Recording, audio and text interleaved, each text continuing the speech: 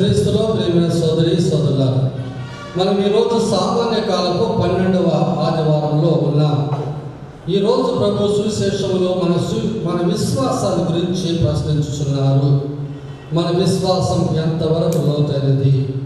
మన జీవితంలో ఎన్నో పర్యాయంలో మన విశ్వాసానికి తగ్గట్టుగా మనం జీవించకుండా ఉన్నందుకు గాను ప్రభు దగ్గర క్షమాపణ కోరుకొని దివ్యబలి పూజలో పాల్పంచుకుందాం. సర్వశక్తి గల సర్వేశ్వరి చెంతను మీ చెంతను నా పాపములు ఒప్పుకొనుచున్నాను. తలపు చేతును, వాక్కు చేతును, క్రియల చేతును, అశ్రద్ధ చేతును బహు పాపములు చేస్తుంది. ఇది నా తప్పు, ఇది నా తప్పు, ఇది నా గొప్ప తప్పు. అందుచేత నిత్య కలిగైన పరిశుద్ధ మాతను, సకల దూతలను, ప్రీతులను, సహోదరి సహోదరులారా, మిమ్మును నా కొరకు నా ప్రభువైన సర్వేశ్వరుని ప్రార్థింపమని బ్రతిమాలుచున్నాను. సర్వశక్తుల సర్వేశ్వరుడు మనకు దయ చూపి మన పాపములు మన్నించి మృత్యుము చేర్చుదురుగాక. ప్రభువా దయచూపండి, ప్రభువా దయచూపండి. క్రీస్తువా దయచూపండి, క్రీస్తువా దయచూపండి. ప్రభువా దయచూపండి, ప్రభువా దయచూపండి. మహిమా మహిమా సర్వేశ్వరునికి మహిమా, మహిమా మహిమా సర్వేశ్వరునికి మహిమా. భూలోక ప్రజలకు ఎల్లవేళల సమాధానం, భూలోక ప్రజలకు ఎల్లవేళల సమాధానం. మహిమా మహిమా సర్వేశ్వరునికి మహిమా, మహిమా మహిమా సర్వేశ్వరునికి మహిమా. ఏలిన వారైన సర్వేశ్వర, పరలోకమున మహారాజా, ఏలిన వారైన సర్వేశ్వర, పరలోకమున మహారాజా,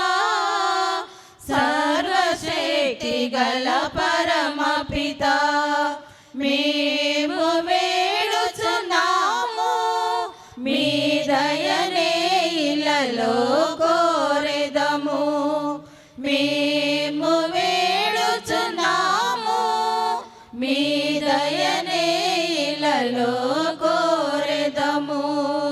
మహిమా మహిమా సర్వేశ్వరునికి మహిమా మహిమా మహిమా సర్వేశ్వరునికి మహిమా. జనితైక సుతుడా ఏలిన వారా సర్వేశ్వరుని గొర్రె పిల్ల. జనితైక సుతుడా ఏలిన వారా సర్వేశ్వరుని గొర్రె పిల్ల. పుత్రుడ శ్రీ యేసువా లోక పాప పరిహారార్థం ఇలలో వెలసిన మా ప్రభువా. లోక పాప పరిహారార్థం ఇలలో వెలసిన మా ప్రభువా. మహిమా మహిమా సర్వేశ్వరునికి మహిమా మహిమా మహిమా సర్వేశ్వరునికి మహిమా. మీరొక్కరే మహోన్నతులు, మీరొక్కరే పరిశుద్ధులు, మీరొక్కరే మహోన్నతులు, మీరొక్కరే మహోన్నతులు. మా యేసు ప్రభు పితయైన సర్వేశ్వరుని మహిమలో పవిత్రాత్మతో నుండువారా. పితయైన సర్వేశ్వరుని మహిమలో పవిత్రాత్మతో నుండువారా. ఆమేన్ ఆమేన్ ఆమేన్ ఆమేన్ ఆమేన్ ఆమేన్. ప్రార్థించుదము. ఓ ప్రభువా, మేము మీ పవిత్ర నామమును ప్రేమించి భక్తితో పూజించున్నట్లు కృప చూపుము. ఏలయన మీ ప్రేమ యందు స్థిరపడిన వారికి మీ సంరక్షణ మీరు ఎల్లప్పుడూ నిరాకరింపరు. మీతోను పవిత్రాత్మతోను కలిసి యుగ యుగములు జీవించుచు పాలించు మా ప్రభుని మీ కుమారుని క్రీస్తు ద్వారా ఈ మనవి చేయుచున్నాము. ఆమేన్. నేను ఇచ్చట కడలికి ఎల్లలు నిర్ణయించి తిని. మొదటి పట్టణము యోబు గ్రంథము 38వ అధ్యాయము 1వ వచనము మరియు 8వ వచనం నుండి 11వ వచనం వరకు. యోబు గ్రంథము 38వ అధ్యాయము 1వ వచనము మరియు 8వ వచనం నుండి 11వ వచనం వరకు. ప్రభువు తుఫానులో నుండి యోబుతో ఇట్లు పలికెను. భూగర్భం నుండి సముద్రము ఉద్భవించినప్పుడు దానిని కవాటములతో బంధించి ఉంచినదెవరు? సాగరము మీద మేఘు వస్త్రములను కప్పి దానిని పొగమంచుతో నింపినది నేను కాదా? సముద్రానికి ఎల్లలు నిర్ణయించి అది నేను గీసిన గిరి దాటకుండునట్లు చేసి తిని. నీవింతవరకు మాత్రమే పొంగి పారవచ్చును, నీ బలమైన కెరటము లిచ్చట ఆగిపోవలేను అని నేను కడలికి కట్టడ చేసి తిని. ఇది ప్రభువాకు. ప్రత్యుత్తర గీతము. అందరూ ప్రభువునకు వందనములు అర్పింపుడు, ప్రభువునకు వందనములు అర్పింపుడు. ఆయన ప్రేమ కలకాలము నిలుచును, ఆయన ప్రేమ కలకాలము నిలుచును. ఇంకను కొందరు ఓడనెక్కి సముద్రయానము కావించుచు జలనిధి మీద వ్యాపారము చేయుచుండిరి. వారు ప్రభు చేయుదములను చూచిరి. ఆయన సాగరమున చేయు అద్భుత కార్యములను గ్రహించిరి. అందరూ ప్రభువునకు వందనములు అర్పింపుడు. ప్రభువునకు వందనములు అర్పింపుడు. ఆయన ప్రేమ కలకాలము నిలుచును. ఆయన ప్రేమ కలకాలము నిలుచును. ఆయన ఆజ్ఞాపింపగనే తుఫాను చెలరేగి పెద్ద అలలను లేపెను. అది ఓడలను ఆకాశం వరకు లేపి సాగర గర్భంన ముంచివేసెను. అట్టి విపత్తులో వారు ధైర్యము కోల్పోయిరి. అందరూ ప్రభువునకు వందనములు అర్పింపుడు. ప్రభువునకు వందనములు అర్పింపుడు. ఆయన ప్రేమ కలకాలము నిలుచును. ఆయన ప్రేమ కలకాలము నిలుచును. అంతటా వారు తమ శ్రమలలో ప్రభువునకు మొరపెట్టగా అతడు దుఃఖముల నుండి వారిని కాపాడెను. అతడు తుఫానును అణిచివేయగా తరంగములు సమసిపోయెను. వాతావరణము ప్రశాంతము కాగా బాటసారులు సంతసించిరి. ప్రభువు వారిని తాము కోరిన రేవునకు చేర్చెను. అందరూ ప్రభువునకు వందనములు అర్పింపుడు. ప్రభువునకు వందనములు అర్పింపుడు. ఆయన ప్రేమ కలకాలము నిలుచును. ఆయన ప్రేమ కలకాలము నిలుచును. ప్రభువు స్థిరమైన ప్రేమకు గాను ఆయన నరులకు చేసిన అద్భుత కార్యములకు గాను వారు ఆయనకు వందనములు అర్పింపవలేను. అందరూ ప్రభువు వందనములు అర్పింపుడు. ప్రభువునకు వందనములు అర్పింపుడు. ఆయన ప్రేమ కలకాలము నిలుచును. ఆయన ప్రేమ కలకాలము నిలుచును.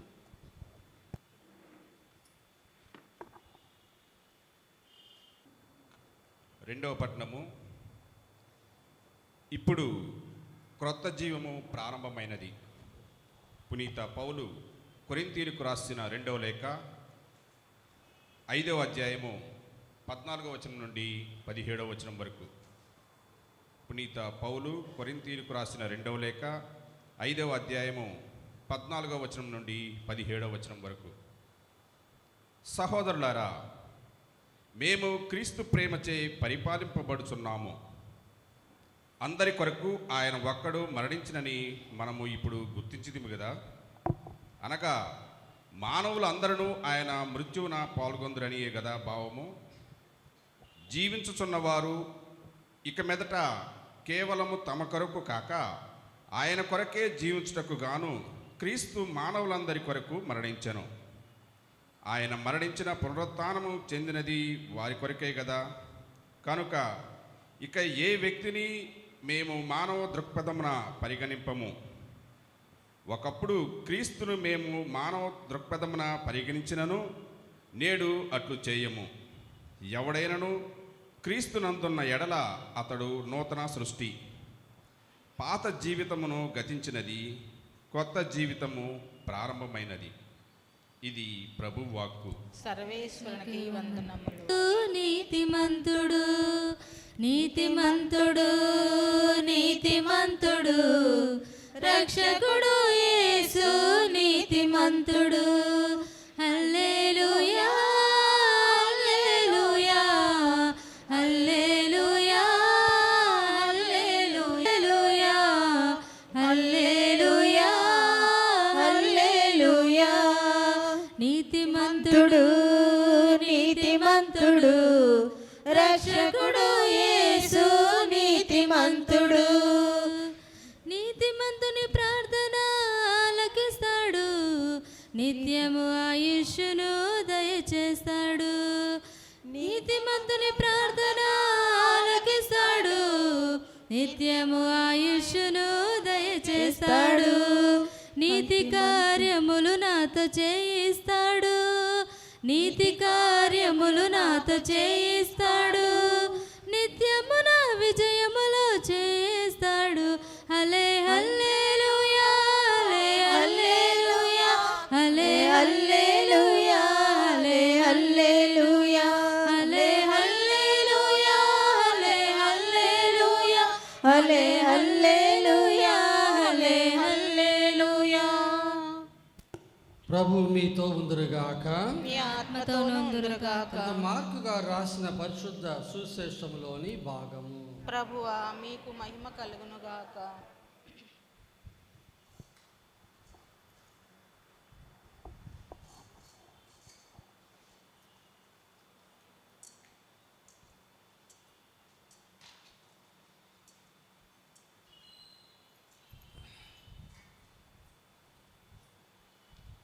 4వ అధ్యాయము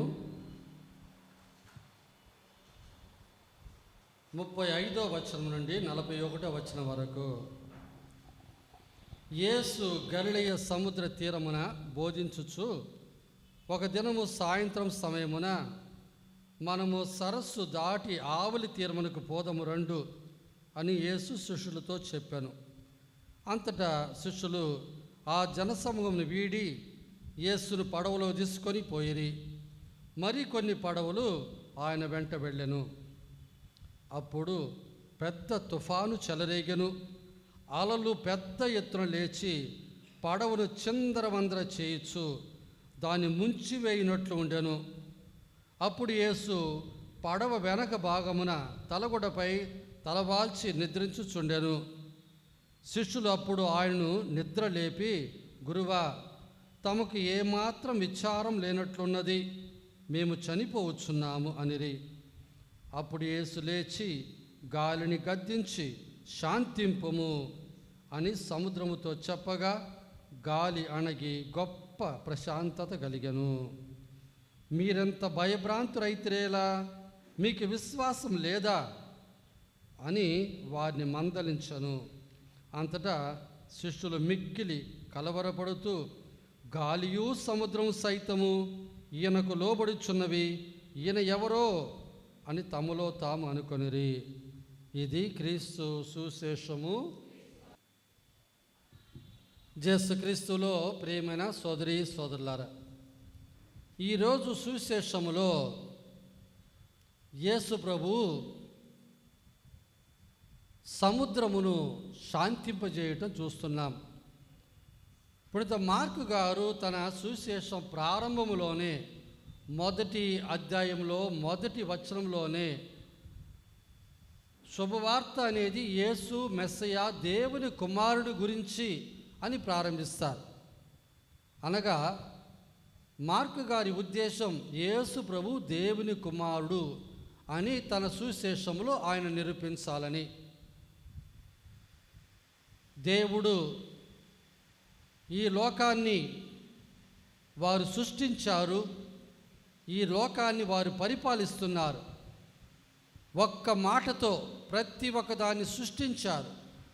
సృష్టించడానికి చేయడానికి ఏం తేడా అంటే, సృష్టించేటప్పుడు ఎటువంటి ఒక వస్తువు లేకుండా కలగజేయడం, చేయటం అంటే ఒక వస్తువును ఇంకొక వస్తువుగా మార్చుకోవటం. మానవులైన మనము చక్కదీసి దాన్ని ఒక కుర్చీగా తయారు చేస్తాం అనుకుందాం. ఒక వస్తువు ఉంటే ఇంకొక వస్తువు మనం చేస్తాం. కానీ ఒక్క మాటతో లేనిదాన్ని కలగజేయటమే సృష్టి అంటే. దేవుడు కంటికి కనిపించని అన్నిటిని కూడా సృష్టించారు. ఒకరోజు యేసు ప్రభు సముద్ర తీరమున నిలుచుండి వారు బోధిస్తున్నారు. ప్రజలు ఆయన పై పడుతున్నారు. అప్పుడు ఆయన, ఇదిగో ఒక పడవ నీటిలో పెట్టండి, ఆ పడవ మీద నిలుచుకొని ఆయన ప్రజలకు, తీరమున కూర్చున్న ప్రజలకు బోధిస్తూ ఉన్నాడు. ఈరోజు మనం విన్నటువంటి సువిశేషము ఆ గలిలయ సముద్రములో జరిగిన సంఘటనను సూచించుచున్నది. ఈ గలిలయ సముద్రానికి, అది సముద్రం కాదు చెప్పాలంటే, పెద్ద చెరువు. ఈ గలిలయ సముద్రాన్ని తిబేరియా చెరువు లేక గెనసరేతు అని కూడా అంటారు. ఈ 3 పేర్లు ఉన్నాయి. ఇది మంచి నీటి చెరువు లేక సముద్రం. మామూలుగా సముద్రాలన్నీ ఉప్పు నీళ్ళు కదా, కానీ ఇది అట్టగాదు. ఇది మంచి నీరుతో ఉన్నటువంటిది. మధ్యలో దాదాపు 150 అడుగులు లోతు ఉన్నటువంటిది. చుట్టూ కొలత 53 కిలోమీటర్లు. ఆ చుట్టూ ఉన్నటువంటి కొండల మీద పడే వర్షం వల్ల వచ్చే నీరు అంతా కూడా ఈ యొక్క సముద్రంలో పడతాయి. మామూలు సముద్రానికంటే ఈ గలిలయ సముద్రం 658 అడుగులు సముద్ర మట్టానికంటే లోతులో ఉన్నది. ఈ సముద్రానికి ముఖ్యంగా నీళ్లు సప్లై చేసే నది యోర్దాను నది. యోర్దాను యేసు ప్రభు జ్ఞానస్థానం పొందిన నీళ్ళన్నీ కూడా ఆ సముద్రంలోనే పోయి ఉంటాయి. ఈ సముద్రం వాళ్ళు చూస్తే దాదాపు 27 రకాలైన చేపలు ఉన్నాయి. అందులో పేతురు గారి చేప ఒకటి ఉన్నది.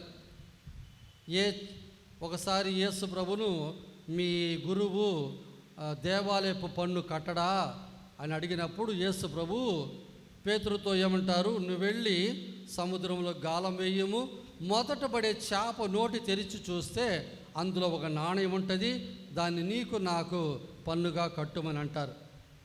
ఆ చేపని పేతురు చేప అంటారు, పీటర్స్ ఫిష్ అంటారు.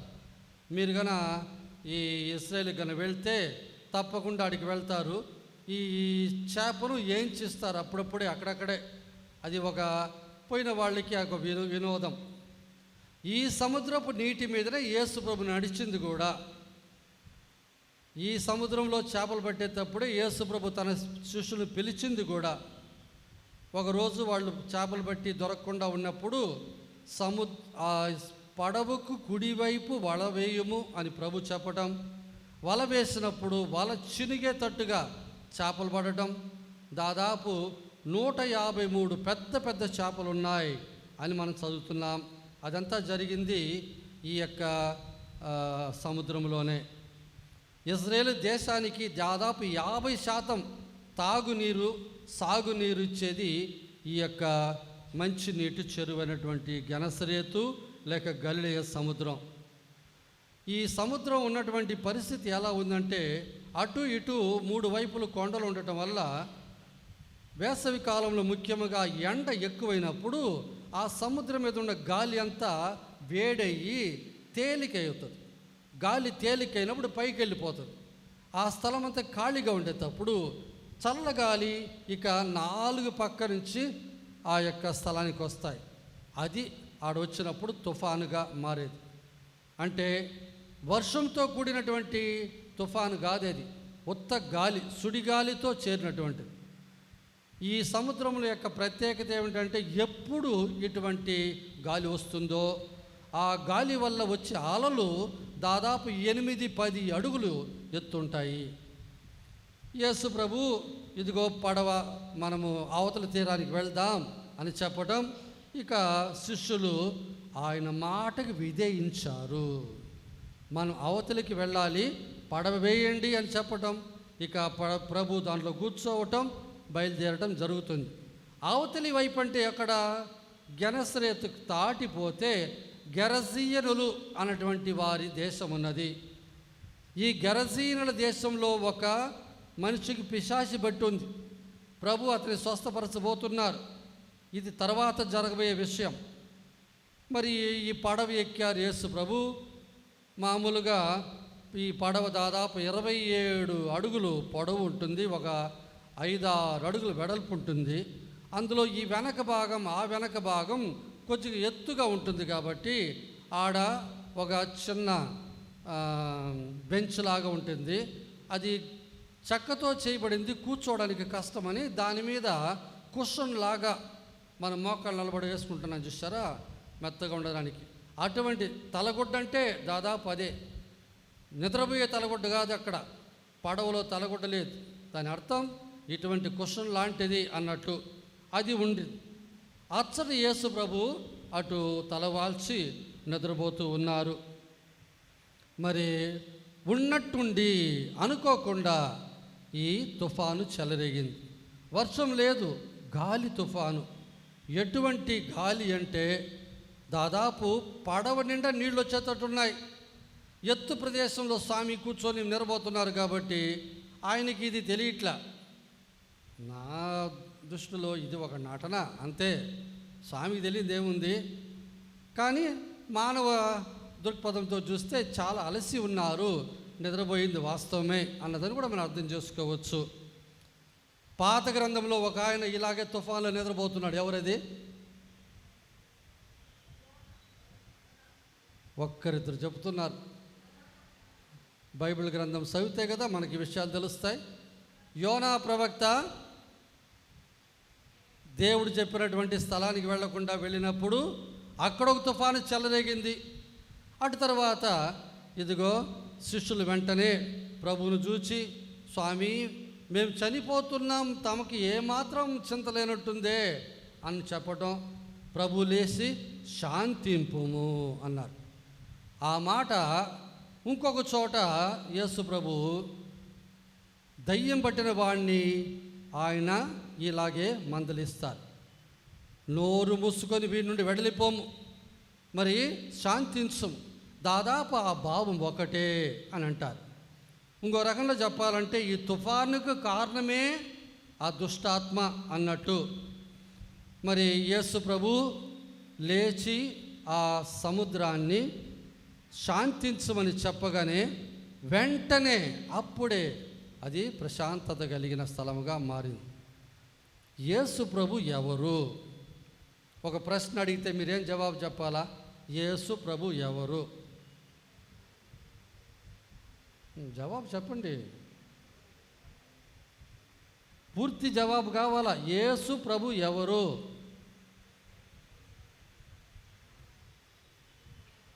ఇన్ని రోజులు క్రైస్తవులుగా ఉన్నారు, మీరు పూర్తి సమాధానం ఇవ్వలేకపోతున్నారు. ఎన్ని ప్రసంగాలు విని ఉంటారు. దేవుని కుమారుడు, మరియమ్మ గారి పుత్రుడు, ఇంకొకటి ఉన్నది మన రక్షకుడు, లోక రక్షకుడు. ఈ మూడు చెప్పాలి. యేసు ప్రభు ఎవరంటే దేవుని కుమారుడు, మరియమ్మ గారి పుత్రుడు, లోక రక్షకుడు. యేసు అనే మాటకే రక్షకుడు అని అర్థం. మరి ఆయన దేవుని కుమారుడుగా ఉన్నందున ఈ సృష్టి మీద అతనికి సర్వాధికారం ఉన్నది.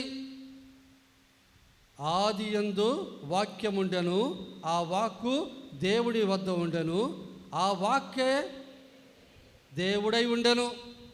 కాబట్టి ఆ వాక్కు ద్వారానే లోకమంతా కూడా సృష్టింపబడినది. ఆ దేవుని వాక్యే మానవ రూపం దాల్చి యేసు అన్న పేరు పొందారు. కాబట్టి ప్రకృతి నియమాలు, ప్రకృతి చట్టాలు అన్నీ కూడా ఆయనకు లోబడి ఉన్నవి. ప్రకృతి నియమాలు ఏంటి? ఒకటి, భూమి ఆకర్షణ శక్తి. పైనుంచి రాయేస్తే అది కింద పడాలి, అవునా కాదా? చెప్పండి. ఎందువల్ల? ఆ ఆకర్షణ శక్తి భూమి లాగుతుంది కాబట్టి. పైన నీళ్లు పోస్తే కిందకి రావాలి. రెండోది, నీళ్లు ఎప్పుడు కూడా గోడలాగా నిలబడతాయా? అవి సమతలంగా ఉంటాయి. నీళ్ళు ఎప్పుడు కూడా ఇట్టే నిలబడతాయి, ఇట్ట నిలబడవు. మరి ఎర్ర సముద్రంలో ఏం జరిగింది? నీళ్లు గోడవలే నిలబడెను. సరే, ఆ ఇశ్రాయేలు ప్రజలకు తాగే నీళ్ళు ఎక్కడి నుంచి వచ్చాయి? ఒక బండ నుంచి. బండ మొత్తం రాయి, ఆ రాయిలో నుంచి ఎక్కడ వస్తూనే ఉన్నాయంటే నీళ్ళెట్ట. ప్రకృతి నియమకు విరుద్ధమైంది. మరి బరువైనటువంటిది ఏది కూడా నీళ్ళ మీద నిలబడదు కదా. మరి యేసు ప్రభు నీళ్ళ మీద ఎట్ట నడిచారు? కాబట్టి ఆ మామూలు నీళ్లు మామూలుగా ద్రాక్షరసముగా ఎట్ట మారుతాయి? ఆ ద్రాక్షరసము యేసు ప్రభు రక్తముగా ఎట్ట మారింది? ఇదన్నీ కూడా ప్రకృతి నియమాలకి విరుద్ధముగా దాన్ని దాటినటువంటి శక్తిని కలిగి ఉన్నటువంటి విధంలో జరిగితే దేవుడు ఒక్కడు మాత్రమే అది చేయగలడు. జీవమిచ్చేది దేవుడే, మరణమిచ్చేది దేవుడే. మరణించిన వ్యక్తిని జీవానికి తీసుకొచ్చాడంటే ఆయన దేవుడుగా ఉంటే తప్ప అది చేయలేడు. కాబట్టి మార్కు చెప్పిన మాట, ఈ సువిశేషము దేవుని కుమారుడిని యేసు ప్రభు మెస్సేని గురించి అని అనటం మనం చూస్తున్నాం. ఇదే సందర్భంలో కీర్తన 65:7 మనం చదివితే, నీవు కడలి హోరును అణిచివేయుదవు, సాగర తరంగములు ఘోషను ఆపివేయుదవు. సముద్రంలో ఉన్నటువంటి ఆ యొక్క అలలను, వాటి శబ్దాన్ని నువ్వు అణిచివేస్తావు, ఎందుకంటే మీరు దేవుడు. అలాగే 89వ కీర్తన 9వ వచనంలో, నీవు కడలి పొంగును పాలింతువు, ఊవెత్తుగా లేచిన సాగర తరంగములు అణచివేయుదవు. సముద్రం మీద ఎవరు విజయం సాధించలేదు. ఏ మానవ శక్తి కూడా ప్రకృతి శక్తిని మించిన శక్తి కాదు. మనకు ఎన్ని తెలివితేటలున్నా, ఎన్ని మనం ఉపయోగించినా ఒక తుఫాను వస్తే మన వల్ల ఆపలేము, ఒక వెళ్ళవ వస్తే దాన్ని మనం ఆపలేము, ఒక నిప్పు తగలబడి మొత్తం కాలిపోతే మనం ఆపలేము, భూమి కంపిస్తే మన వల్ల అది కాదు. ఎందువల్ల మనం బలహీనమైన మానవులం. దేవుడు సర్వశక్తిమంతుడు, ఆయనకు మాత్రమే ఈ అధికారం ఉంది. ఆయన కుమారుడైన యేసు ప్రభు దేవుని కుమారుడు కాబట్టి ఆయనకు అధికారం ఉంది. 107వ కీర్తన 29లో ఆయన తుఫానును అణచివేయగా తరంగములు సమిసిపోయెను. యేసు ప్రభు చేసింది అదే. ఈ తుఫాను చెలరేగడానికి కారణం ఏంటి? ఇందాక నేను చెప్పినట్టుగా ప్రకృతి వాతావరణం ఒకటే కావచ్చు, కానీ అసలైనటువంటిది ఏంటంటే ఈయన ఈ స్థలము దాటి అవతల వైపు పోతున్నాడు. అవతలి వైపు ఎవరున్నారు? గెరసీనిల దేశమది. అచ్చట ఒక వ్యక్తి దయ్యం పట్టి ఉన్నాడు. ఒక దయ్యం కాదు, ఎన్ని దయ్యాలు? దళము. నీ పేరు ఏమిటంటే వాడేమన్నాడు? దళం అన్నాడు. దళం అంటే ఎంత? సిపాయిలు 100 మంది ఒకరైతే వాడికి ఒక పెద్దోడు ఉంటాడు. అలాగే వీళ్ళు 10 మంది అయితే వాడికి ఇంకో పెద్దోడు ఉంటాడు, దళపతి, సేనాధిపతి. వాళ్ళ కింద ఈ సైనికులు. ఆ రోజు యేసు ప్రభు అతన్ని స్వస్థపరచబోయినప్పుడు ఆ దయ్యం ఏం చెప్పింది? నజరేతు యేసు ప్రభు, మాతో నీకేమి పని? మమ్ము నాశనం చేయి వచ్చితివా? ఇదిగో మమ్ము కనికరించి ఆ పందుల మందలోకి పంపించండి. ప్రభు పొమ్మన్నారు. వెంటనే ఆయన విలవలలాడించి పడదోసి ఆ దయ్యాలు వెళ్ళిపోగా 2000 పందులు మేస్తుంటే ఆ వాటిలో ఇవి దూరి ఆ 2000 పందులు ఒక్కసారిగా ఆ గెనసరేతు సముద్రంలో పడి ఊపిరి ఆడక చచ్చను. అప్పుడు వాళ్ళు ఎన్ని దయ్యాలు ఉండాలా? కనీసం మనం పందులు లెక్కేసుకుంటా 2000 దయ్యాలు అని అనుకోవచ్చు. చూసారా? వాటికి ఇష్టం లేదు యేసు ప్రభు వచ్చి వాడిని స్వస్థపరచబోతున్నారు అని ముందుగానే వాడికి తెలుసు. అందువల్ల ప్రభు అక్కడికి రావడానికి ముందుగానే అతని యొక్క పనిని ఆటంకపరచడానికి ఈ తుఫాను చెలరేగింది అని అనుకోవచ్చు. మన జీవితంలో కూడా ఏదైనా ఒక మంచి పని మొదలు పెట్టాలనుకున్నాం అనుకోండి, అది సైతానికి ఇష్టం లేకపోతే ఎక్కడో ఒక చోట ఆటంకాన్ని అది కలగజేస్తుంది. మనం మంచి పని చేయటం సాతానికి ఏనాడు ఇష్టం లేదు. అది ఒక తుఫాను కలగజేస్తుంది. ఆ తుఫాన్ అనేది ఒక ఇబ్బంది, ఒక ఆపతి, ఏదో ఒకటి జరుగుతుంది. ఉదాహరణకి అపోస్తలుల చర్యలు 16, 18 చదివితే కనుక ఇప్పుడు చిన్నప్ప గారు పౌలుడు ఫిలిప్పి అనేటువంటి నగరానికి వెళ్ళాడు. వెళ్ళి ఆయన అటు పోతూ ఉండగా అక్కడ ఒక అమ్మాయి, పని మనిషి అమ్మాయి, ఆమెకు దయ్యం బట్టి ఉంది. ఎటువంటి దయ్యం అంటే అది సోది చెప్పే జయం. ఆ కుటుంబస్తులు ఆ అమ్మాయి ఉన్నటువంటి ఈ సైతాను శక్తి పెట్టుకొని ఆడ వచ్చే వాళ్ళందరికీ సోది చెప్పి డబ్బులు సంపాదిస్తూ ఉన్నారు. వీళ్ళు అట్ట నడిచిపోతుంటే ఆ దయ్యం వాళ్ళు చూసి, ఇదిగో వీళ్ళు దేవుని సేవకులు, మీకు రక్షణాన్ని తెచ్చి ఉన్నారు అని గట్టిగా ప్రతిరోజు చెప్పటం. అది ఇప్పుడు చిన్నప్ప గారికి విసుగైపోయి యేసు ప్రభు నామమున ఓ దయ్యమా వెళ్ళిపో అనగా వెంటనే ఆ దయ్యం వెళ్ళిపోయింది. ఆమెకు సోది చెప్పే శక్తి పోయింది. ఆ ఇంటి వారికి బహు కోపం వచ్చి పౌలును శీలాసును వారు ఇబ్బంది పెట్టి కొరడాలతో కొట్టించారు. ఎప్పుడైతే నువ్వు ఒక మంచి పని తలబెట్టాలి దేవుని కొరకు అనుకుంటావో ఆటంకము తప్పకుండా ఉంటుంది. రెండోది, దేవుని మాటలకు మనం విధేయించినప్పుడు తప్పక మనకు ఇటువంటి ఆటంకాలు, తుఫాన్లు ఎదురవుతాయి. యేసు ప్రభు పడవను ఇదిగో సముద్రంలో వేయండి, మరి తెట్టు వేసి మనం బయలుదేరి అవతలికి పోదాం అన్నారు. శిష్యులు ఒక్క మాట కాదనక ఆయన చెప్పినట్టుగానే పడవలే కూర్చున్నారు, యేసు ప్రభుని కూర్చోబెట్టుకున్నారు, ఇక బయలుదేరారు. మరి యేసు ప్రభు మాటకి విధేయించి బయలుదేరిన తర్వాత మధ్యలో తుఫాన్ రావటం ఏంటి? ఎప్పుడైతే నువ్వు దేవుని మాటకి విధేయిస్తావో అప్పుడు కూడా నీకు తుఫాను వస్తుంది. ఈ తుఫాను నిన్ను నాశనం చేయని ఉద్దేశం కాదు, నీ విశ్వాసాన్ని పరీక్షించాలని.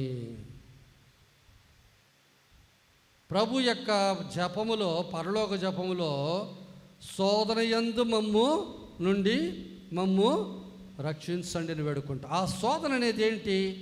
శోధన వేరు, పరీక్ష వేరు. పరీక్ష అనేది నువ్వు ఈ యొక్క పరిస్థితిలో తట్టుకోగలవా, నిలవగలవా అని చూసేది. నీ శక్తిని, నీ బలాన్ని పరీక్షించడానికి కోసం, నిన్ను పాడు చేయాలనే ఉద్దేశం కాదు. శోధన అనేది అంతే కాదు, ఎట్టయినా నిన్ను పాడు చేయాలనే ఉద్దేశం. సాతాను నుండి అది శోధన, దేవుడి నుండి అది పరీక్ష. యోబును దేవుడు పరీక్షించారు.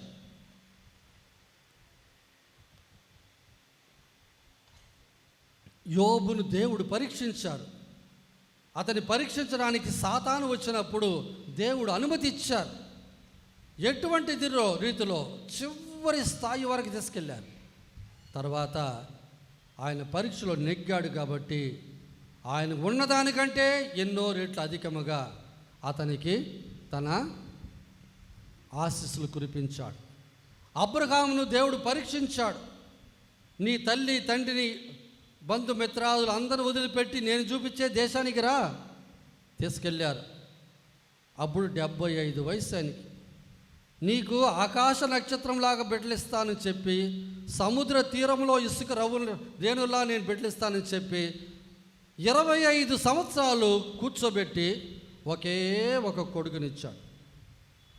అది పరీక్ష. అలాగే దేవుడు మోయిజును పరీక్షించాడు, ఎలియా ప్రవక్తను పరీక్షించాడు, దావీదును పరీక్షించాడు. ఆనాడు కలిగింది శిష్యులకు కలిగిన పరీక్ష. యేసు ప్రభు వాళ్ళతో పాటు ఉన్నారు. మరి ఆయనతో పాటు వాళ్ళు ఉండేటప్పుడు, ప్రభు వాళ్ళతో ఉండేటప్పుడు ఆ పడవ మునిగిద్దా? యేసు ప్రభు పడవలో, నీ పడవలో ప్రభు ఉంటే నీ పడవ మునిగిద్దా? నువ్వు భయపడాల్సిన అవసరం ఏమొచ్చింది? స్వామి మేము చనిపోతున్నాం, మీకేమాత్రం చింత లేనట్టుందే అంటే ఆ పడవలో మీరు మాత్రమే కూర్చున్నారు, మూల ఆయన కూర్చొని ఉండలా, పడవ మునిగితే మొత్తం ఉన్నగదా అంటే వాళ్ళకి ఎక్కడుంది విశ్వాసం? అందుకే మీకు విశ్వాసం లేదా అని ప్రభు వారిని మందలించారు. వాళ్ళు అడిగిన వెంటనే లేచి మొట్టమొదట సముద్రం శాంతించమని చెప్పి చీవాట్లు పెట్టింది వీళ్ళకే. నేను మీతో ఉంటే మీ పడవ మునిగిద్దా? అంత మాత్రం నమ్మకం లేదా అని అడిగినట్టే. మరి విశ్వాసం అంటే ఏంది? ఒక ఆయన ఒక బావిలో పడిపోయాడు. పడిపోతూ ఆడ ఒక తీగలాగా ఎలాడుతుంటే దాన్ని పట్టుకున్నాడు. ఈ తీగలు పట్టుకొని ఎలాడుతున్నాడు. కిందేమో బావి, పైనేమో ఎత్తుగా ఉంది. ఎవరైనా ఉన్నారా? ఎవరు లేరు. దేవుడా మీరుంటే దయచేసి నన్ను కాపాడండి. నేను ఉన్నాను, నేను కాపాడుతాను. దేవుని వాక్కు. మరి నన్ను కాపాడండి. నేను కాపాడుతా, కానీ నేను చెప్పినట్టు చేయాలా? ఏం చేయాలా? ఆ తీగ వదిలిపెట్టే. మీరైతే వదులుతారా? వదలాలనేది విశ్వాసం. ఎందుకంటే అది వదిలిపెట్టినప్పుడు దానికి ఇంకొక ఏర్పాటు దేవుడు చేసి ఉండొచ్చు, అది మనకు తెలియదు. మనం చూసేది మన కంటి ముందు కనిపించేది మాత్రమే, తర్వాత ఏం వస్తుంది మనకు తెలియదు.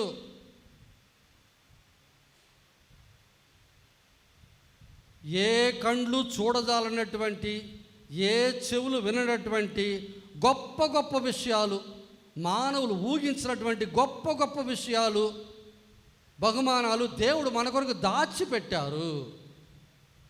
అది తేటతెల్లముగా అప్పుడప్పుడే మనకు చెప్పబడలేదు.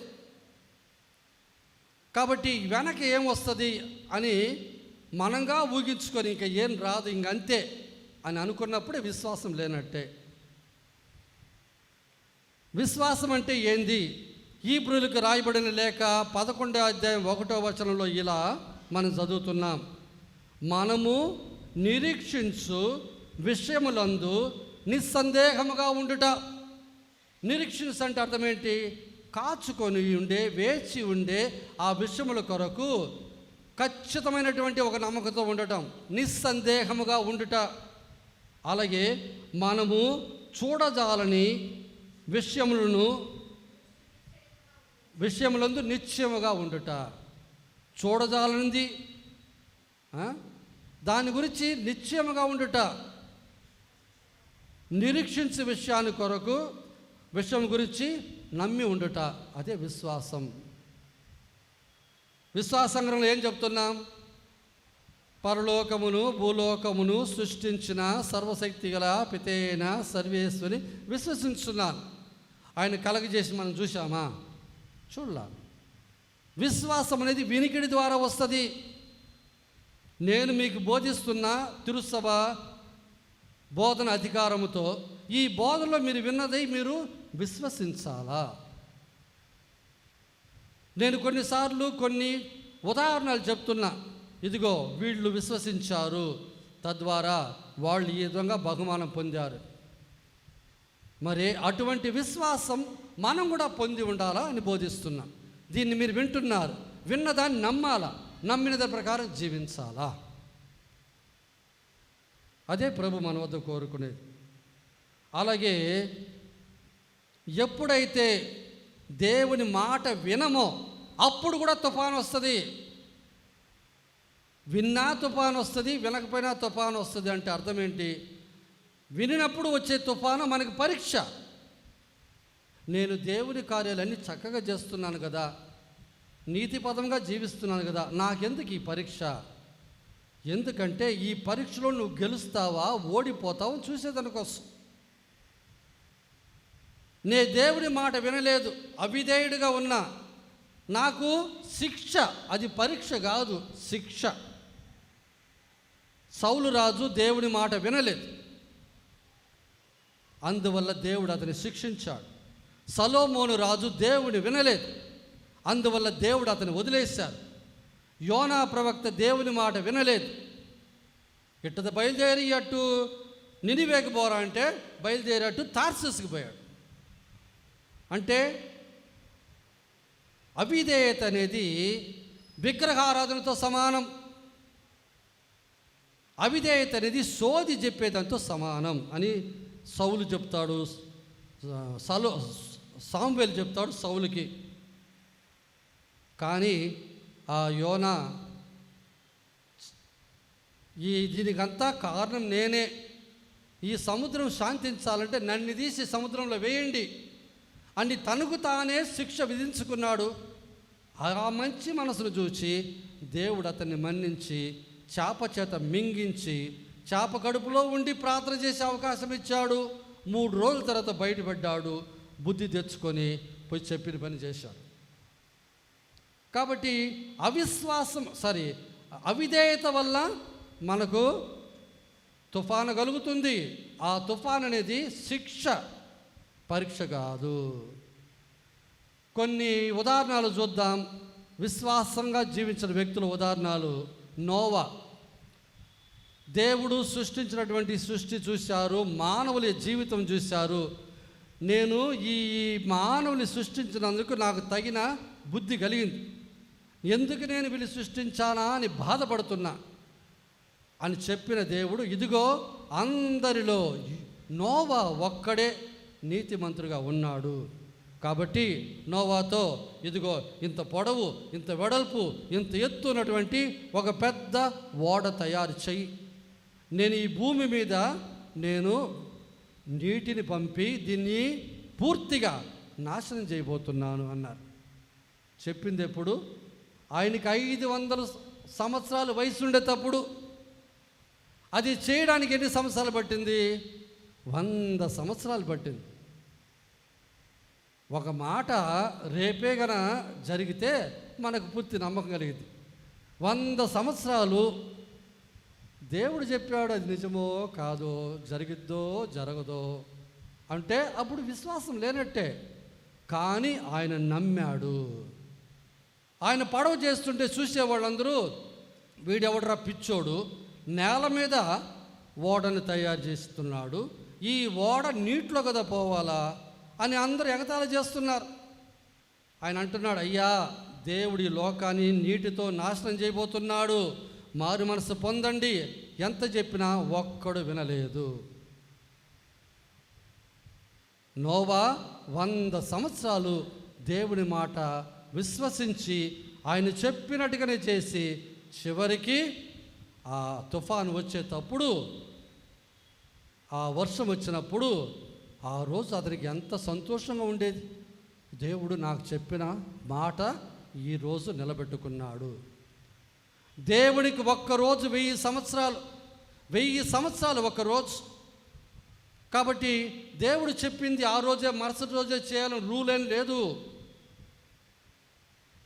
ఆయన చిత్తములో అనుకూలమైన టైంలో దాన్ని వాళ్ళు చేస్తారు. ఇక రెండో ఉదాహరణము దానియేలు. ఆ రోజుల్లో ఈ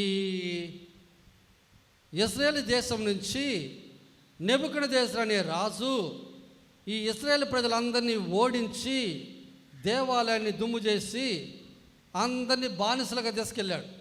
అలా తీసుకొని వెళ్ళిన వాళ్ళు కొంతమంది యువకులు ఉన్నారు. వాళ్ళని కొంతమందిని పిలిపించి శిక్షణ ఇచ్చి తన రాజభవనంలో పెట్టుకొని అతని యొక్క పనులలో సహాయం చేయడం కోసం పెట్టుకున్నాడు. అందులో దానియేలు ఒకడు. దానియేలు భక్తిమంతుడు, నీతిమంతుడు, దేవుని కట్టడ ప్రకారం జీవించిన వాడు, ప్రార్థన చేయువాడు. అటువంటి దానియేలుకు దేవుడు గొప్ప జ్ఞానాన్ని ఇచ్చారు. ఆ జ్ఞానం ఏంటంటే నిగూఢ రహస్యాలు తెలుసుకోగలిగినటువంటి జ్ఞానం. ఆయన దేవునితో సన్నిహిత సంబంధం కలిగి ఉన్నాడు. కాబట్టి ఈ నెబుకద్నెజరు రాజు పోయిన తర్వాత పర్షియా రాజు వచ్చినప్పుడు దారియస్ అని ఒక రాజు వచ్చాడు. ఆ రాజు వచ్చినప్పుడు ఈ దానియేలు జీవితం చక్కగా ఉండటం, ముఖచూటిగా చెప్పటం, తప్పును తప్పు అనటం, రైట్ అనటం, యథార్థవాది, లోక విరోధి. ఒక వ్యక్తి సత్యంగా ఉంటే, కరెక్ట్గా ఉంటే చాలామందికి ఇష్టం ఉండదు. ముక్కుచూటిగా నల్లని నల్లంటారు, తెల్లని తెల్లంటాడు. అటువంటి వారు సత్యంలో జీవించేవాళ్ళు. అటువంటి వాళ్ళు చూస్తే ఇతరులకి ఒకే దడదడ. అలా తొందరగా ఇతనికి ఎక్కువ మంది విరోధులయ్యారు. ఈ దానియేలుని ఎట్టయినా ఒక దాంట్లో చిక్కించి రాజుగారి చేత మన భ్రష్టు పట్టించాలా అని అనుకున్నారు. కానీ ఎక్కడ చిక్కటం లేదు. చూస్తే ఈయన రోజుకి 3 సార్లు ప్రార్థన చేస్తున్నాడు. ఆ ప్రార్థన తన ఇంటి పైగది మీద జెరూసలేము వైపు తన కిటికీ తెరిచిపెట్టి ఆ జెరూసలేం వైపు చూసి ప్రార్థన చేస్తున్నాడు. ఎందుకు జెరూసలేం వైపు చూసి ప్రార్థన చేస్తున్నాడు? ఆ జెరూసలేము దేవాలయాన్ని కట్టినప్పుడు సొలొమోను రాజు తన ప్రార్థనలో ఒక మాట చెప్పాడు. ఓ దేవా, నీ దేవాలయం వైపు నువ్వు చూచి నీ బిడ్డలు ఎక్కడి నుంచి ప్రార్థన చేసినా నువ్వు ఆ మొరను ఆలకించాలి అని ఆనాడే సొలొమోను రాజు దేవునితో విన్నవించుకున్నాడు. కాబట్టి ఆ పరిశుద్ధ నగరమైన దేవాలయం జెరూసలేములో ఉన్న దేవాలయాన్ని గుర్తుపెట్టుకొని ఆ వైపు తిరిగి కిటికీ తెరిచిపెట్టి పై గదిలించి ఆయన చేతులెత్తి మోకరించి ప్రార్థన చేసేవాడు. ఈయన విరోధులు ఇతను ఎట్టయినా తుదముట్టించాలా అనుకుంటూ రాజుగారి దగ్గరికి వెళ్ళి, రాజుగారండి, వచ్చే 30 రోజులు ఎవ్వరు కూడా ఏ దేవుడికి ప్రార్థన చేయకూడదు, అందరు మీకే చేయాలి అని ఒక ఆజ్ఞ పెడదాం అన్నాడు. రాజుగారు ఏ మత్తులో ఉన్నారో ఏమో ఆలోచించుకోలేదు. సరే అలాగే అని సంతకం పెట్టేశాడు.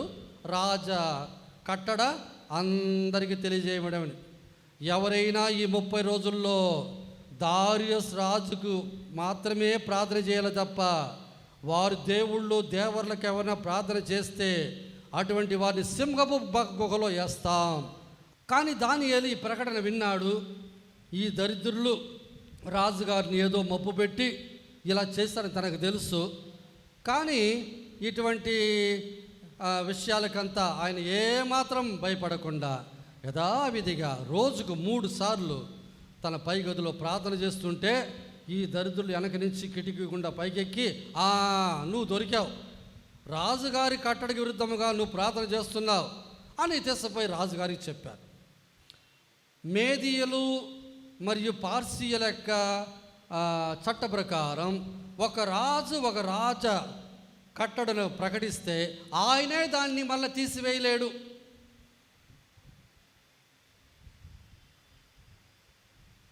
సుల్తాన్కే బోలి సిప్పాయికే గోలి నై వాపస్ కరుంగా.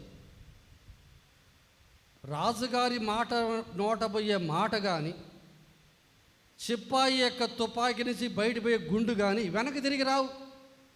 ఇక రాజుగారు తీసుకెళ్ళి, రాజుగారండి మీరు ఇలా చేశారు కదా, మరి చూడండి మీ స్నేహితుడే ఇలా చేస్తున్నాడు అని చెప్పగా, ఇక రాజుగారు తన మాట తానే తీసివేయలేక తల వంచాల్సి వచ్చింది. సరే, మన కట్టడ ప్రకారమే అతన్ని మీరు సింహపు గుహలో వేయండి అన్నారు. నువ్వు నమ్మిన దేవుడు నిన్ను కాపాడునుగాక అని ఒక మాట చెప్పారు.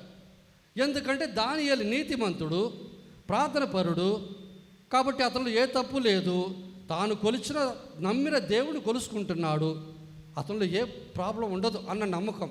అయినా గుహలో వేసిన తర్వాత ఇక ఆ రోజంతా రాత్రి అంతా రాజు నిద్రపోనే లేదు. ఏమైందో ఏమో తన కట్టడను తానే తీసివేయలేని ఒక పరిస్థితి. చివరికి ఉదయం వేకువజాము లేచి పరిగెత్తుకుని వెళ్ళాడు. రాయి మూత అట్టే ఉన్నది. దానియేలు, నువ్వు నమ్మిన దేవుడు, నువ్వు విశ్వసించిన నీ దేవుడు నిన్ను కాపాడా? అవును ప్రభు, నేను నమ్మిన నా దేవుడు ఒక దేవదూతను పంపించి ఈ సింహపు నోట్లను మూసేసి నన్ను కాపాడాడు. వెంటనే రాజభటులు తెరిచి చూస్తే ఇదిగో దానియేలు ప్రాణముతో బయటకు వచ్చాడు. అప్పుడు రాజుగారికి వచ్చిన కోపం ఎటువంటిదంటే, ఇదిగో ఎవరెవరైతే దానియేలు మీద కుట్రబన్ని ఇలా చేశారో వాళ్ళ యొక్క భార్యలు, పిల్లలు అందరు తీసుకొచ్చి గుహలో వేయండి అన్నారు. వేసిన దెబ్బకి వాళ్ళు కింద పడేదానికి ముందుగానే ఈ సింహాలు వాళ్ళు పట్టుకొని చీల్చుకొని తినడం జరిగింది. ఈ సందర్భంలో నాకు ఒక సంఘటన గుర్తొస్తుంది. యేసు ప్రభును స్లీవ వేయమని చెప్పినటువంటి ఆ పిలాతు, మరి ఆ శాసనం ఇచ్చింది ఆయనే, చేతులు కడుక్కొని శాసనం ఇచ్చినా తర్వాత వాళ్ళు వచ్చి స్వామి ఆయనతో ఏమన్నారు, అయ్యా నజరేయుడు యేసు నేను యూదుల రాజుని ఆయన చెప్పినట్టుగా రాయండి అని అంటే ఆయన ఏమన్నాడు, నేను రాసింది అంతే, పోటీ బయటగా. ఆ ధైర్యం అప్పుడు లేదా ముందుగా.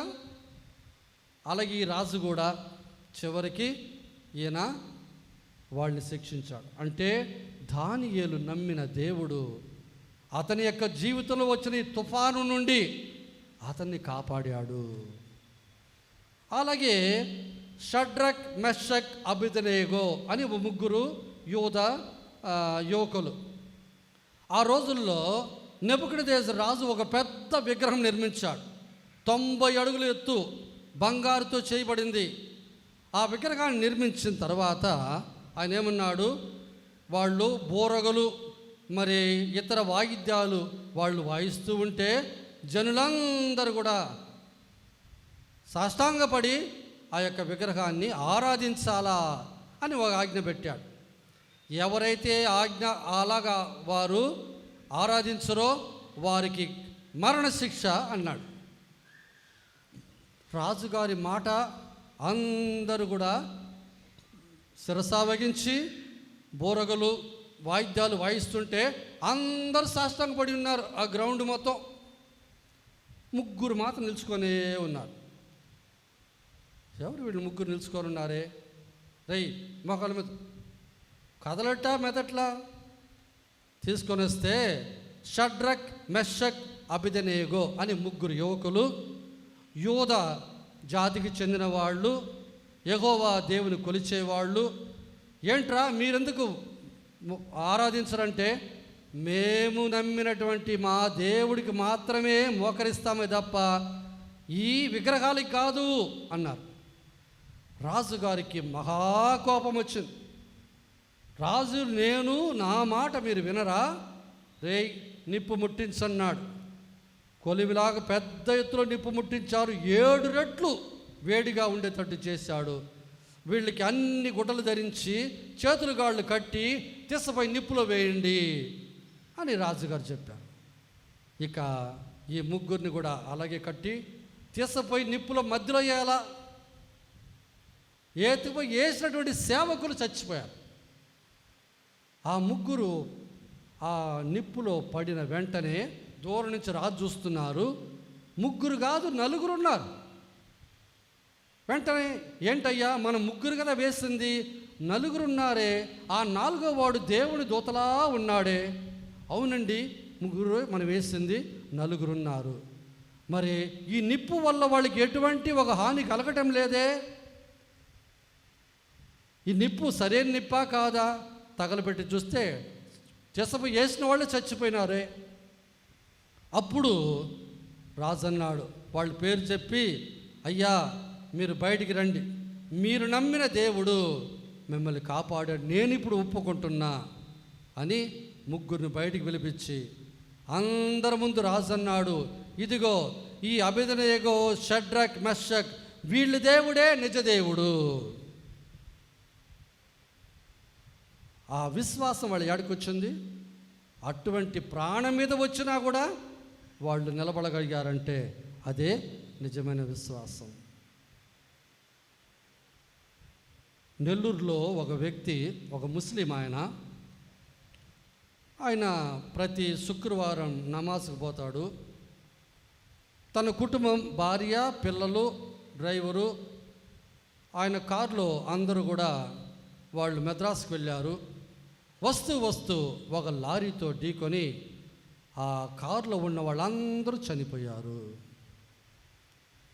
ఎప్పుడైతే తన కుటుంబం అందరూ పోయారని ఆ మనిషికి తెలిసిందో, వీధి బయటికి వచ్చి ఆకాశం వైపు చూసి ఆయన నమ్మినటువంటి అల్లాను బూతు మాటలతో తిడుతున్నాడు. నేను ఏం తక్కువ చేశా, నేను ప్రతి శుక్రవారం నమాజ్కి వెళ్ళా, ధర్మాలు చేశా, నాకు ఇదేంటి శిక్ష? ఆ రోజు నుంచి ఆయన వారి ప్రార్థన పోవటమే మానుకున్నాడు. మనలో కూడా చాలామంది అటువంటి వాళ్ళు ఉన్నారు. వారి జీవితంలో జరిగినటువంటి కొన్ని సంఘటనలు, కొన్ని మరణాలు కావచ్చు, కొన్ని యాక్సిడెంట్లు కావచ్చు, కొన్ని వ్యాధులు కావచ్చు, కొన్ని పాస్తుల నష్టాలు కావచ్చు, అది జరిగిన వెంటనే ఇక దేవుణ్ణి ద్వేషించటమే, దేవుని మీద కోపం పెంచుకోవటమే, చేసే పని ఆపివేయటమే. ఇంకా ప్రార్థన లేదు, గుడి లేదు, గోపురం లేదు. బహుశా అవి పరీక్షలేమో, లేదా అది శిక్ష ఏమో. ఈ రెండిట్లో ఏదే ఒకటి ఉండాలా. అలాగే ఇంకొక ఉదాహరణము, యాకోబు కుమారులు 12 మంది. దాంట్లో యోసేపు అనే వాడిని అన్నదమ్ములు ఇస్మాయిలీల వర్తకులకు అమ్మేశారు ఐగుప్తులో. ఐగుప్తులో తీసుకుపోబడినటువంటి ఆ యోసేపును పుతిపారు అనేటువంటి రాజభవన్లో పనిచేసి ఒక ఆయన కొనుక్కున్నాడు, బానిసగా ఇంట్లో పని చేయడానికి. యువకుడు బాగా చక్కగా ఉన్నాడు. ఈయన తన ఇంట్లో పనిచేస్తూ ఉన్నాడు. పుతిపారు భార్యకి కన్ను కుట్టింది. యువకుడు బాగున్నాడు, చక్కగా ఉన్నాడు. కాబట్టి ఆమె ఆయన మీద కామం పెంచుకునింది. ఎట్టయినా సరే అతని లోపెట్టుకోవాలని ప్రయత్నం చేసింది, అది కుదరలేదు. యోసేపు నీతిమంతుడు, దేవుని యొక్క ఆజ్ఞానుసారం జీవించాలనుకున్నవాడు. ఇటువంటి తప్పు చేయడానికి అతని మనసు ఒప్పుకోలేదు. నా యజమానుడు నన్ను ఎంతో నమ్మి ఈ ఇంటికి ఒక గొప్ప వ్యక్తిగా అన్ని పనులు నాకు అప్పగించాడు. అటువంటి నేను నా యజమానికి ద్రోహం చేయడానికి నేను ఒప్పుకోను అని ఆయన ఎన్ని చెప్పినా ఆమె వినలేదు. ఒకసారి తన గదికి పిలిపించి లొంగ తీసుకోవాలనుకున్నప్పుడు పై వస్త్రాన్ని వదిలిపెట్టి పారిపోయాడు యోసేపు. ఆ వస్త్రాన్ని సాక్షిగా పెట్టుకొని వాడెక్కడ దీన్ని బయట చెప్తాడో అని ఈమె వెళ్ళి తన భర్త ముందు నాటకమాడి ఆయన మీద నింద వేయగా ఆయన చివరికి 12 ఏండ్లు జైలు జీవితం జీవించాడు. యేసు ప్రభు తన శిష్యులతో మీకు విశ్వాసం లేదా అని అడిగింది. వాళ్ళు ప్రాణం మీద వచ్చినప్పుడు మేము చనిపోతున్నాం, మీకు ఏమాత్రం చింత లేనట్టుంది. అటువంటి విధంలోనే యోసేపు మాత్రం తన నమ్మినటువంటి ఆ యొక్క సత్యం కొరకు తాను శిక్ష అనుభవించవలసి వచ్చిన చివరి వరకు ఆయన నిలబడ్డాడు. అందుకొరకే దేవుడు అతన్ని హెచ్చించాడు. రాజుగారి తర్వాత గవర్నర్గా ఆ యొక్క ఐగుప్తుకి ఆయన రాజుగారి కుడి చేయిగా ఉండి పనిచేశాడు. యేసుక్రీస్తులో ప్రియమైన సోదరి సోదరులారా, మన జీవితాన్ని ఒకసారి మనం పరీక్షించుకుందాం. మన విశ్వాసం ఎలా ఉంది? ఇక్కడ కొంతమంది విశ్వాసం ఎలా ఉందంటే అది పెదవుల వరకే, ప్లాస్టిక్ విశ్వాసం, పెదవుల వరకే. అది జపం అనేది హృదయాంతరం నుంచి వచ్చేది కాదు, పెదవుల వరకే. ప్రార్థనలో గుడికి రావటం పోవటం, ఏదో ఆదివారం అంటే పూజకి వెళ్ళాలా అని రావటం పోవటం, నిజమైన ఒక ఆశ, నిజమైన ఒక భక్తి, ఒక భయము లేదు. ఇక రెండో రకమైన విశ్వాసం ఏంటంటే మెదడుకు సంబంధించిన విశ్వాసం. ఇవన్నీ నిజమే నిజమే అని ఒప్పుకుంటాడు, మనసులో ఒప్పుకుంటాడు, కానీ దాన్ని జీవించరు. ఇది రెండో రకమైన విశ్వాసం, చక్క విశ్వాసం. మూడో విశ్వాసం ఎటువంటిది? అసలైనటువంటి సిసలైనటువంటి విశ్వాసం, ఆత్మ నుండి వచ్చేది, దేవుణ్ణి అంటి పెట్టుకుని ఉండేది. ప్రతిరోజు కూడా ప్రార్థనతో దేవునితో ఇమిడి ఉండేది. ఎన్ని కష్టాలు వచ్చినా బాధలు వచ్చినా ఇది దేవుని చిత్తం, ఆయన చిత్తమే నెరవేరును గాక అని ఒప్పుకునేది. అదే నిజమైన విశ్వాసం. దీని గురించి మనం ధ్యానం చేసుకుందాం. ఆమేన్. పరలోకమును భూలోకమును సృష్టించిన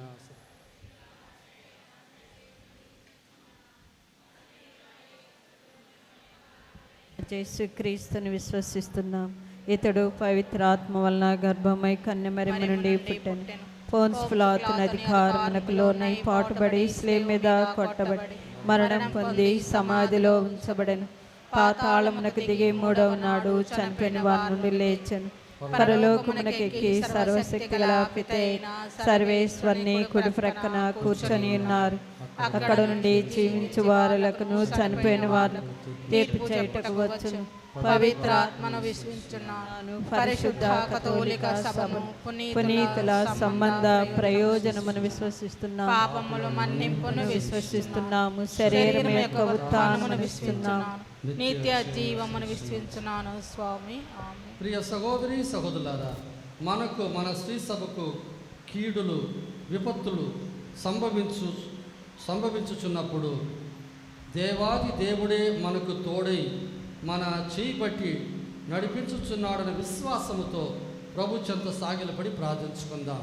కరుణకు నిలయమైన ఓ దేవా, మా సమస్త శ్రీ సభను, మా ఆధ్యాత్మిక కాపరి అయిన మా ఫ్రాన్సిస్ పాపు గారిని, ప్రకాశం పీఠాధిపతులను, గురువులను, మఠవాసులను, ఉపదేశులను, సంఘ పెద్దలను, ప్రతి విశ్వాసిని మీ పరిశుద్ధ హస్తంతో దీవించి మీ జ్ఞాన సంపదను ప్రేమానురాగములను నిండుగా ఒసగి వారందరినీ చీకటిని పారద్రోలే నిత్య జ్యోతులుగా నిలుపుమని అందరూ ఓ ప్రభువా మా ప్రార్థన ఆలకించండి. ఓ ప్రభువా మా ప్రార్థన ఆలకించండి.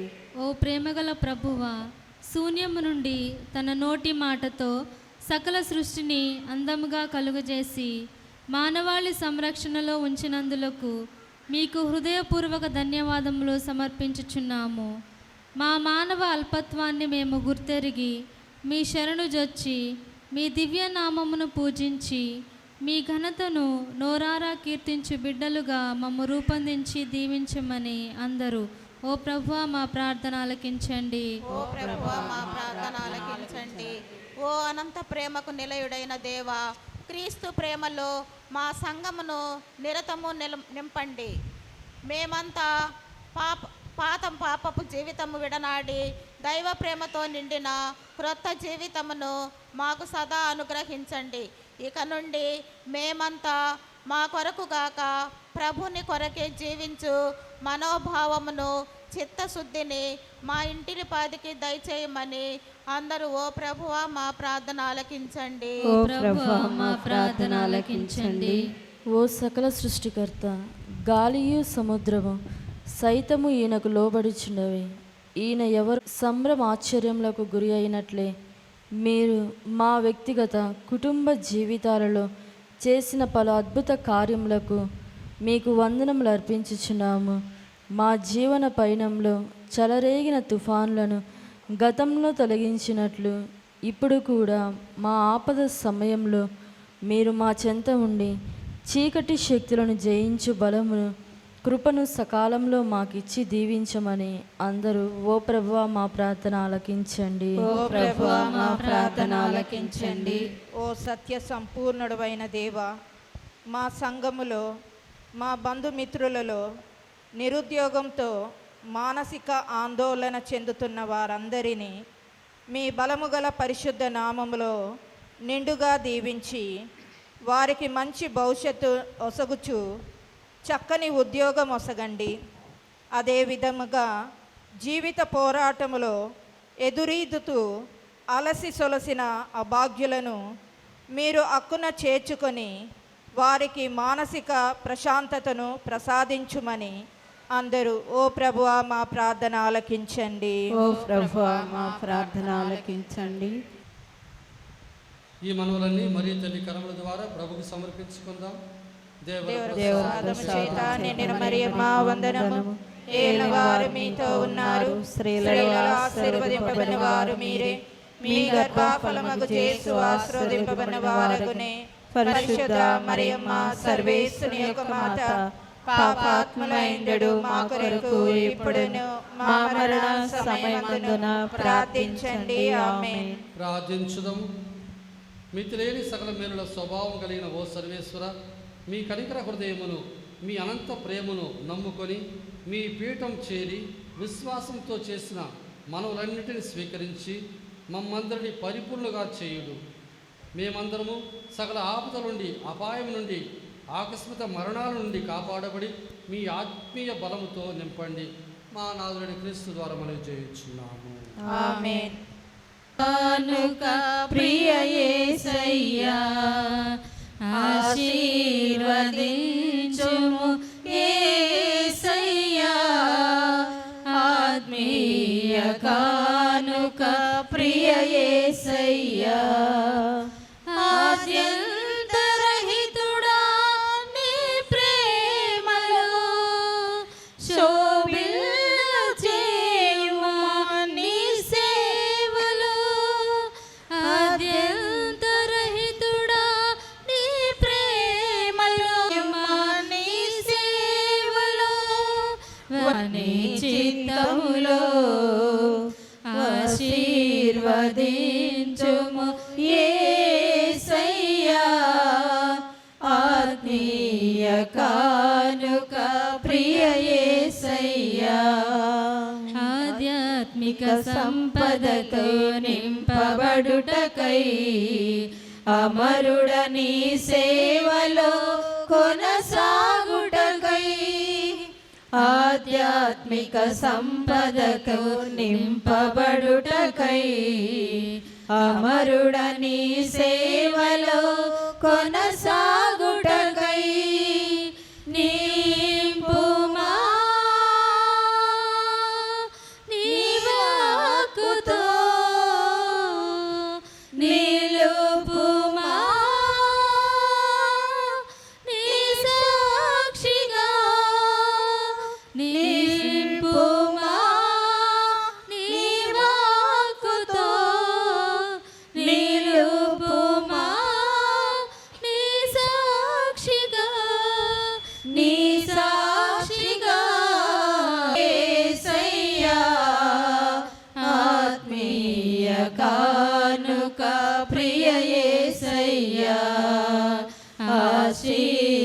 ఆశీర్వదించుము యేసయ్యా ఆత్మీయ కానుక ప్రియ యేసయ్యా ఆద్యంతరహితుడా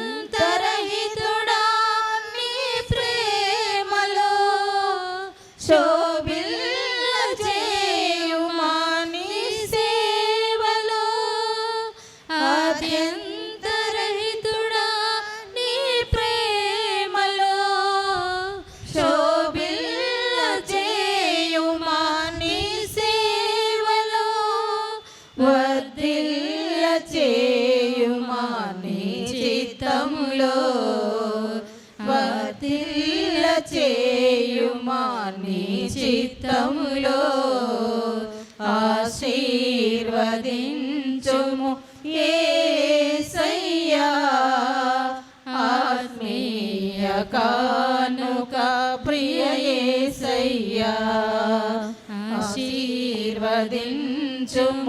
యేసయ్యా.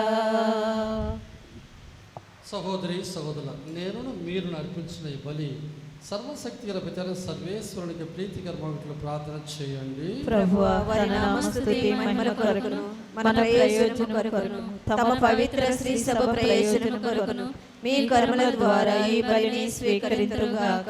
ప్రార్థించుదము. ఓ ప్రభువా, మా పాపముల పరిహారం కొరకు మీ మహిమ కొరకును మేమర్పించు ఈ సమాధాన స్తుతి బలిని దయతో స్వీకరించండి. ఈ బలి ఫలితముగా మేము హృదయ శుద్ధిని పొంది ఎల్లప్పుడూ మీ సేవలో ఆసక్తి కలిగి ఉండినట్లుగా మీ కృపను మాకు ప్రసాదించండి. మా నాథుడైన క్రీస్తు ద్వారా ఈ మనవి చేయుచున్నాము. ఆమేన్. ప్రభువు మీతో ఉందురుగాక. మీ ఆత్మతోను ఉందురుగాక. మీ మనస్సులను ఉన్నతమునకు త్రిప్పండి. ప్రభువైపు త్రిప్పియున్నాము. మన దేవుడైన ప్రభువునకు కృతజ్ఞత తెలుపుదము. కృతజ్ఞత తెలుపుట యుక్తము న్యాయము. ప్రభు అయిన దేవ, పావన పిత, సర్వశక్తి నిత్య సర్వేశ్వర, మేము ఎల్లప్పుడూ నేర్చోట మీ కృతజ్ఞత వందనములు చెల్లించుట యుక్తము న్యాయము ధర్మము రక్షణదాయకము. మీరు ప్రపంచమునకు పునాదులు ఏర్పాటు చేసిదిరి. మారుచున్న ఋతువులు కాలములను మీరే క్రమపరిచిదిరి. కానీ మానవుని మీ సొంత రూపములో రూపొందించుదిరి. మానవుని చిత్ర విచిత్రమైన సమస్త ప్రపంచముపై అధికారంలో ఉంచుదిరి. మీ సృష్టిని అంతటిని అతడు మీ నామమున పరిపాలించుచున్నాడు. మీ మహత్తర కార్యములందు మా ప్రభువైన క్రీస్తు ద్వారా మేము నిరంతరము స్తుతించుచున్నప్పుడు కావున మేము దూతల దళంతో ఏకమై ఉప్పొంగుచు మీ ప్రస్తుతి చేయుచు మేము గణపరచుట ఎట్లనగా స్వర్గీయ సింహాసనములో ఉన్న త్రియేక దేవుడు పరిశుద్ధుల్. స్వర్గీయ సింహాసనములో ఉన్న త్రియేక దేవుడు పరిశుద్ధుల్. అత్యున్నతమైన శక్తి గల నామం పరిశుద్ధుల్ పరిశుద్ధుల్ పరిశుద్ధుల్. అత్యున్నతమైన శక్తి గల నామం పరిశుద్ధుల్ పరిశుద్ధుల్ పరిశుద్ధుల్. హోసాన స్తుతి గీతం పాడండి. హోసాన హోసాన హోసాన హోసాన స్తుతి గీతం పాడండి. Hosanna hosanna hosanna. అత్యున్నతమైన శక్తి గల నామం పరిశుద్ధుల్ పరిశుద్ధుల్ పరిశుద్ధుల్. అత్యున్నతమైన శక్తి గల నామం పరిశుద్ధుల్ పరిశుద్ధుల్ పరిశుద్ధుల్ ఏలిన వారి నామమునా వచ్చడి వారు ధన్యులు. ఏలిన వారి నామమునా వచ్చడి వారు ధన్యులు. హోసానా స్తుతి గీతం పాడండి. హోసానా హోసానా హోసానా హోసానా స్తుతి గీతం పాడండి. హోసానా హోసానా హోసానా అత్యున్నతమైన శక్తిగల నామం పరిశుద్ధుల్ పరిశుద్ధుల్ పరిశుద్ధుల్. అత్యున్నతమైన శక్తిగల నామం పరిశుద్ధుల్ పరిశుద్ధుల్ పరిశుద్ధుల్. పరలోకమును భూలోకమును మీ మహిమతో నిండి ఉన్నవి. పరలోకమును భూలోకమును మీ మహిమతో నిండి ఉన్నవి. హోసానా స్తుతి గీతం పాడండి. హోసానా హోసానా హోసానా హోసానా స్తుతి గీతం పాడండి. హోసానా హోసానా హోసానా అత్యున్నతమైన శక్తిగల నామం పరిశుద్ధుల్ పరిశుద్ధుల్ పరిశుద్ధుల్. పావన పిత, మీరు నిజముగా పరిశుద్ధులు. మీ సృష్టి అంతా మేము స్తుతించిన యుక్తము. ఇయలైన మీ కుమారుడును మా ప్రభుని యేసుక్రీస్తు ద్వారా పవిత్రాత్మ ప్రభావం వలన సమస్తమునకు జీవము పోసి పవిత్రపరచున్నారు. ప్రపంచమాద్యంతము సూర్యోదయం నుండి సూర్యాస్తం వరకు నీ నామమునకు నిర్మలమని అర్పించుటకై ప్రజలను నిరతము పిలుచుతున్నారు. కావున ఓ ప్రభువ, ఈ కానుకలను మీ సముఖము తెచ్చి ఉన్నాం. పవిత్రాత్మ ద్వారా వీరిని పవిత్రపరచ బ్రతిమాలు కొనుచున్నాం. ఈ విధమున ఇవి మా ప్రభువును మీ కుమారుడైన యేసుక్రీస్తు శరీర రక్తములు అగునుగాక. వారి ఆజ్ఞ ప్రకారం మీ కృతజ్ఞతార్చన నెరవేర్చున్నాం. వారు అప్పగింపబడిన రాత్రి అప్పమును అందుకొని మీ కృతజ్ఞత వందనములు చెప్పి స్తుతించి త్రుంచి శిష్యులకిచ్చుచు ఇట్లా నేను మీరందరూ దీన్ని తీసుకుని భుజింపుడు. ఇయలైనది మీ కొరకు అప్పగింపబడిన నా శరీరము.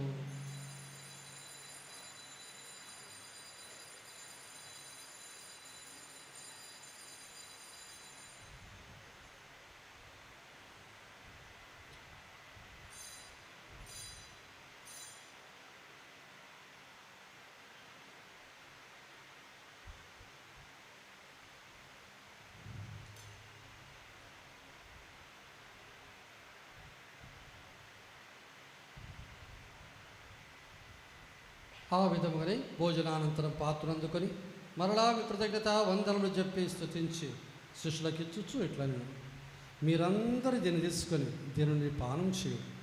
ఎలైనా ఇది నూతన నిత్య నిబంధన యొక్క నా రక్తపు పాత్రం. ఇది మీ కొరకును అనేకుల కొరకును పాప పరిహారార్థమై దారబోయబడును. దీన్ని నా జ్ఞాపకార్థం చేయుడు.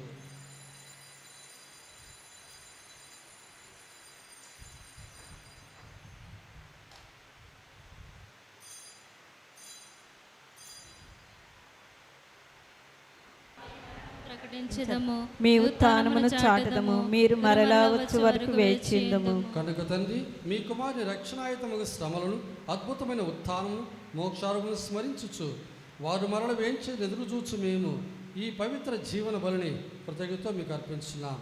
మీ పవిత్ర శ్రీసభ యొక్క కానుకను ప్రీతితో వీక్షింప బ్రతిమాలు కొనుచున్నాం. తమ మరణం ద్వారా మమ్మల్ని మీతో సఖ్యపరిచిన మీ కుమారుని బలిని స్వీకరించం.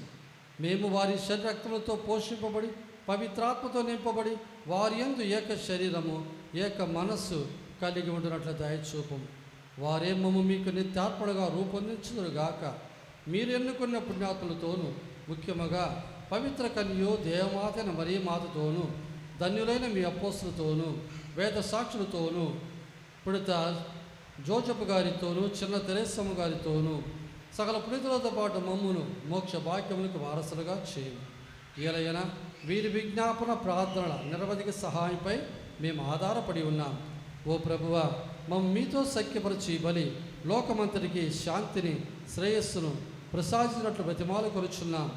ఈ లోకమును యాత్ర చేయి మీ శ్రీసభను మీ సేవకుడు మా ఫ్రాన్సిస్ జగద్గురువును మా ప్రకాశం పీఠాధిపతిని తదితర పీఠాధిపతులను గురువులందరినీ మీరు సంపాదించుకున్న ప్రజలందరినీ విశ్వాసమందును ప్రేమయందును దృఢపరపు. మీ చిత్త ప్రకారం మీ సముఖమున చేరి ఉన్న ఈ ప్రజల మనవులను ఆలకింపము. దయగల తండ్రి, నలుజసల చెదిరిన మీ బిడ్డలందరినీ కనికరించి మీతో ఐక్యపరచుకొనము. చనిపోయిన మా సహోదరి సహోదరులు మీ ప్రేమంది లోకబడిన వారందరినీ దయతో మీ రాజ్యంలో చేర్చుకుని మేము నచ్చటి చేరి మీ మహిమను వీక్షించుచు నిత్యానం పొందుదుముగాక. మా ప్రభువైన క్రీస్తు ద్వారా మనవి చేయుచున్నాము. వారి ద్వారా మీరు సకల మేలులను లోకమునకు దయచేయుచున్నారు. క్రీస్తు ద్వారా, క్రీస్తుతో, క్రీస్తునందు సర్వశక్తి గల పితయైన సర్వేశ్వర పవిత్రాత్మతో నేకమయ్యుండు మీకు యుగ యుగములు గౌరవ మహిమలు కలుగునుగాక.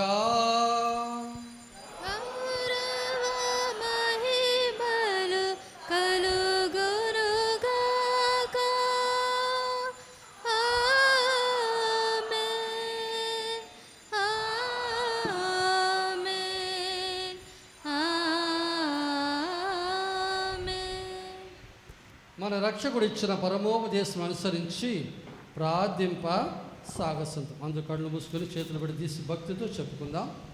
పరలోకమందునుడు మా యొక్క తండ్రి, మీ నామం పూజింపడునుగా, మీ రాజ్యం వచ్చునుగా, మీ చిత్తం పరలోకమందు నెరవేరునట్టు భూలోకమందు నెరవేరునుగాక. నానాటికి కావలసిన మా అన్నము మాకు నేటికి ఇవ్వండి. మా యొక్క అప్పుపడిన వారిని మేము మన్నించినట్లు మా అప్పులను మీరు మన్నించండి. మమ్ము శోధన యందు ప్రవేశింపనివ్వక కీడులో నుండి మమ్ము రక్షించండి. ప్రభువా, అన్ని కీడుల నుండి మమ్ము రక్షించము. మరి ముఖ్యంగా అవిశ్వాసం నుండి మమ్ము రక్షించము. మా ఈ రోజులో మాకు శాంతిని ప్రసాదింపు. మీ దానికి వలన పాపం నుండి మా విముక్తులు చేసి అన్ని కలతలను సర్వదా కాపాడు. మీ మోక్షానందమును మా రక్షకుడైన యేసుక్రీస్తు నిరీక్షించుచుందము. ఏలైనా నిరంతరము మీదే రాజ్యము, మీదే అధికారము, మీదే మహిమ. శాంతిని మీకు అనుగ్రహించున్నాను, నా శాంతిని మీకు ఇచ్చుచున్నాను అని మీ అపోస్తులతో వచించిన ప్రభు అయిన యేసువా, మా పాపం లెక్కింపక మీ శ్రీ సభ విశ్వాసం వీక్షించు. మీ చిత్త ప్రకారం మీ సభకు శాంతి రేఖను అనుగ్రహింపు. యుగ యుగములు జీవించుచు పరిపాలించు ప్రభువా. ఆమేన్. ప్రభు శాంతి ఎల్లప్పుడు మీతో ఉండునుగాక, మీ ఆత్మతోనూ ఉందురుగాక. ఒకరికి ఒకరు క్రీస్తు సమాధానం తెలుపుకుందాం. మీ అందరికీ సమాధానం.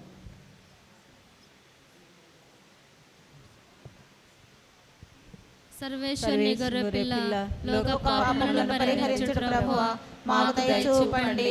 సర్వేశ్వరుని గొర్రెపిల్ల, లోక పాపములను పరిహరించుడు ప్రభువా, మాకు దయ చూపండి. సర్వేశ్వరుని గొర్రెపిల్ల, లోక పాపములను పరిహరించుడు ప్రభువా, మాకు శాంతిని దయచేయండి. ఇదిగో లోకం యొక్క పాపములు పరిహరించుడు వారు యేసు ప్రభు. ఈ ప్రభు విందునకు పిలువబడిన వారందరూ ధన్యులు. మీరు నా ఇంట ప్రవేశించటకు నేను పాత్రలను కాను, కానీ మీరు ఒక మాట పలికిన నా ఆత్మ స్వస్థత పొందుదును.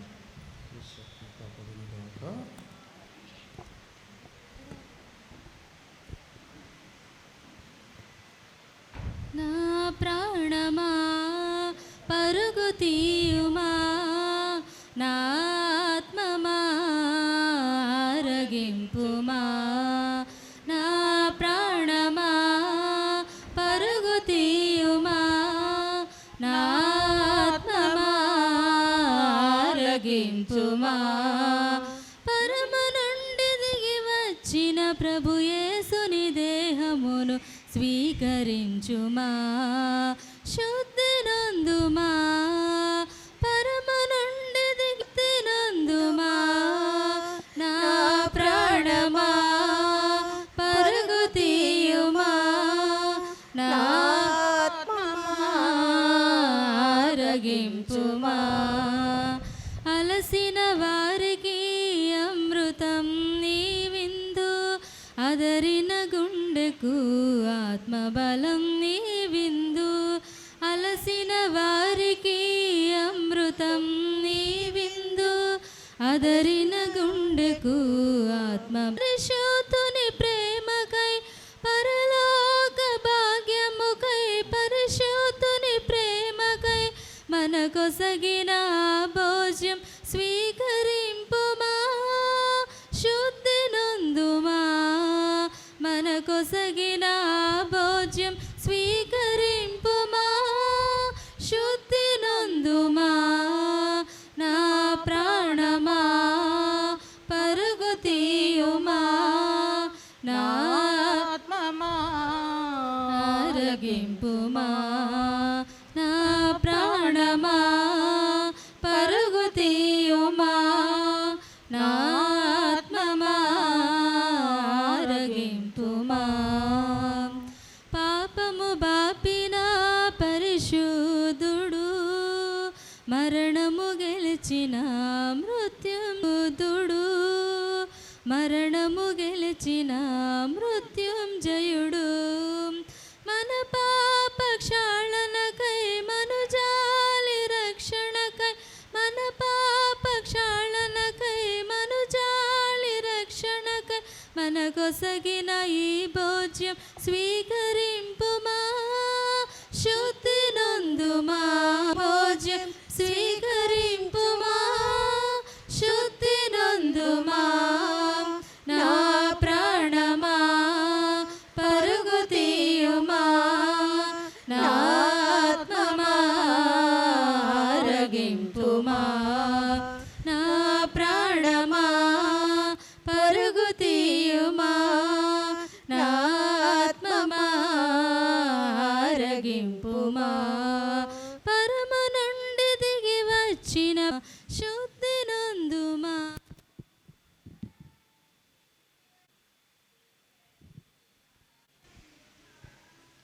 నా ప్రాణమా పరుగు తీయుమా, నా ఆత్మమా ఆరగింపుమా. నా ప్రాణమా, నా ఆత్మమా ఆరగింపుమా. శుద్ధపరచండి క్రీస్తుని శరీరం, నన్ను రక్షించండి. క్రీస్తుని రక్తమా నా తృప్తి కలిగినట్లు కరుణించండి. క్రీస్తు నన్ను కడగండి. క్రీస్తు అనుభవించిన కష్టమా నాకు ధైర్యం కలుగ చేయండి. ఓ మంచి యేసువా నా ప్రార్థన ఆలకించండి. మీ గాయముల లోపల నన్ను దాచుకొనండి. నేను మిమ్ము ఎడబాయినట్లు చేయకండి. దుష్ట శత్రువుల చేతులలో దొరకకుండా నన్ను మీరు కాపాడండి. నా మరణ సమయమందు నన్ను మీరు పిలుచుకొనండి.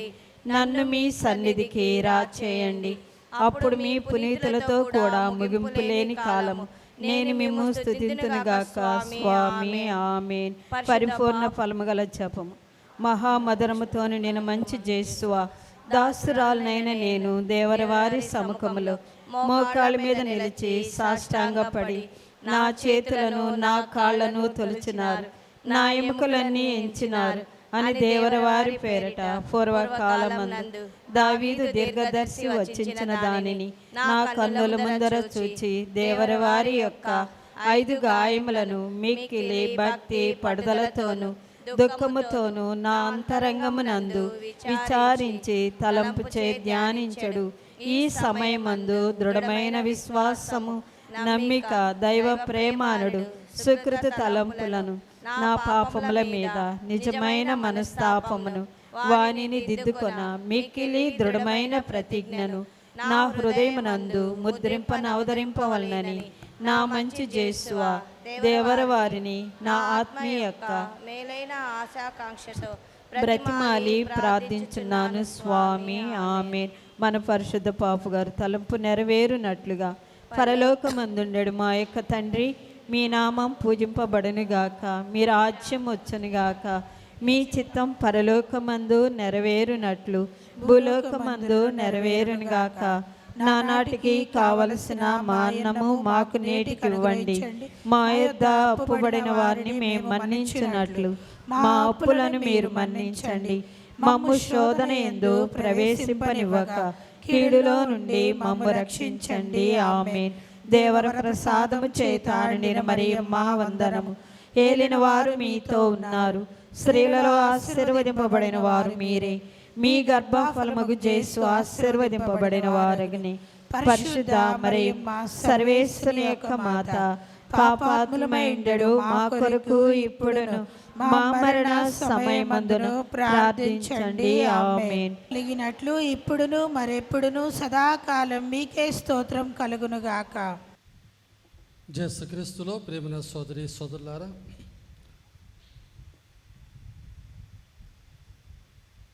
డొన్ బోస్కో ఇన్స్టిట్యూట్కి కొత్తగా రెక్టర్ స్వామి వచ్చున్నారు. వారి పేరు ఫాదర్ మైకేల్. వచ్చే ఆదివారం వారు మనకు దివ్య బలి పూజ సమర్పించి దైవ వాక్కు వినిపిస్తారు. ఆ రోజు మన ఆచారం ప్రకారం మన మధ్యలోకి వారిని కూడా మనం ఆహ్వానించుకుంటాం. మరియ దళానికి సంబంధించిన సభ్యులు ఈ మధ్యలో ఒక కొత్త ఆలోచన ఒకటి తెలియజేశారు. అదేమిటంటే, నీలంపాలెంలో చాలా కుటుంబాల్లో రకరకాలటువంటి ఇబ్బందులు మరియు కొంతమందికి అనారోగ్యం, మరణాలు జరుగుతూ ఉన్నాయి.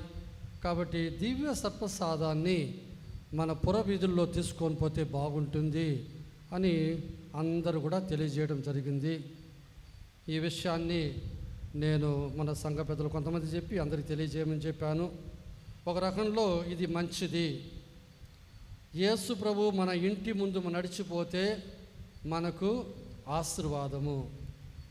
కాబట్టి ఈ లీజన్ ఆఫ్ మేరీ అంటే మరిదల సభ్యులు 3 స్థలాలు వాళ్ళు నిర్ణయించి, ఎక్కడైతే 3 స్థలాల్లో మనం దివ్య సర్పసాద ఆశీర్వాదం పెట్టుకోగలమో దాన్ని సూచించి అక్కడ వారు చిన్న పీఠం వేసి తయారు చేయాలా.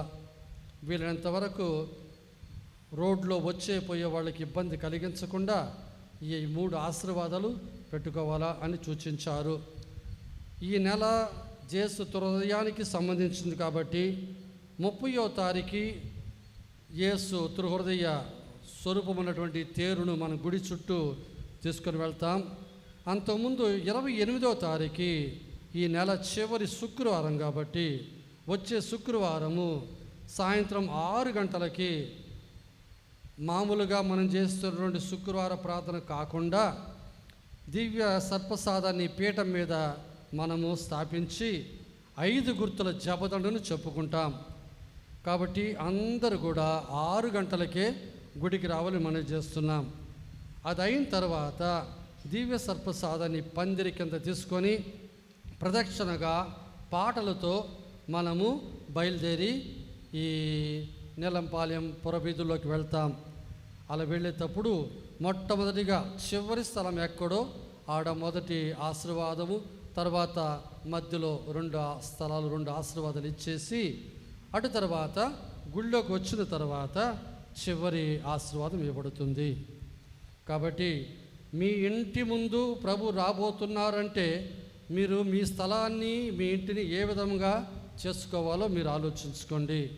ప్రతి ఒక్కరు కూడా మీ ఇండ్ల తలుపులు కిటికీలు తెరిచిపెట్టండి, ఇంటి ముందు శుభ్రం చేసి పెట్టండి.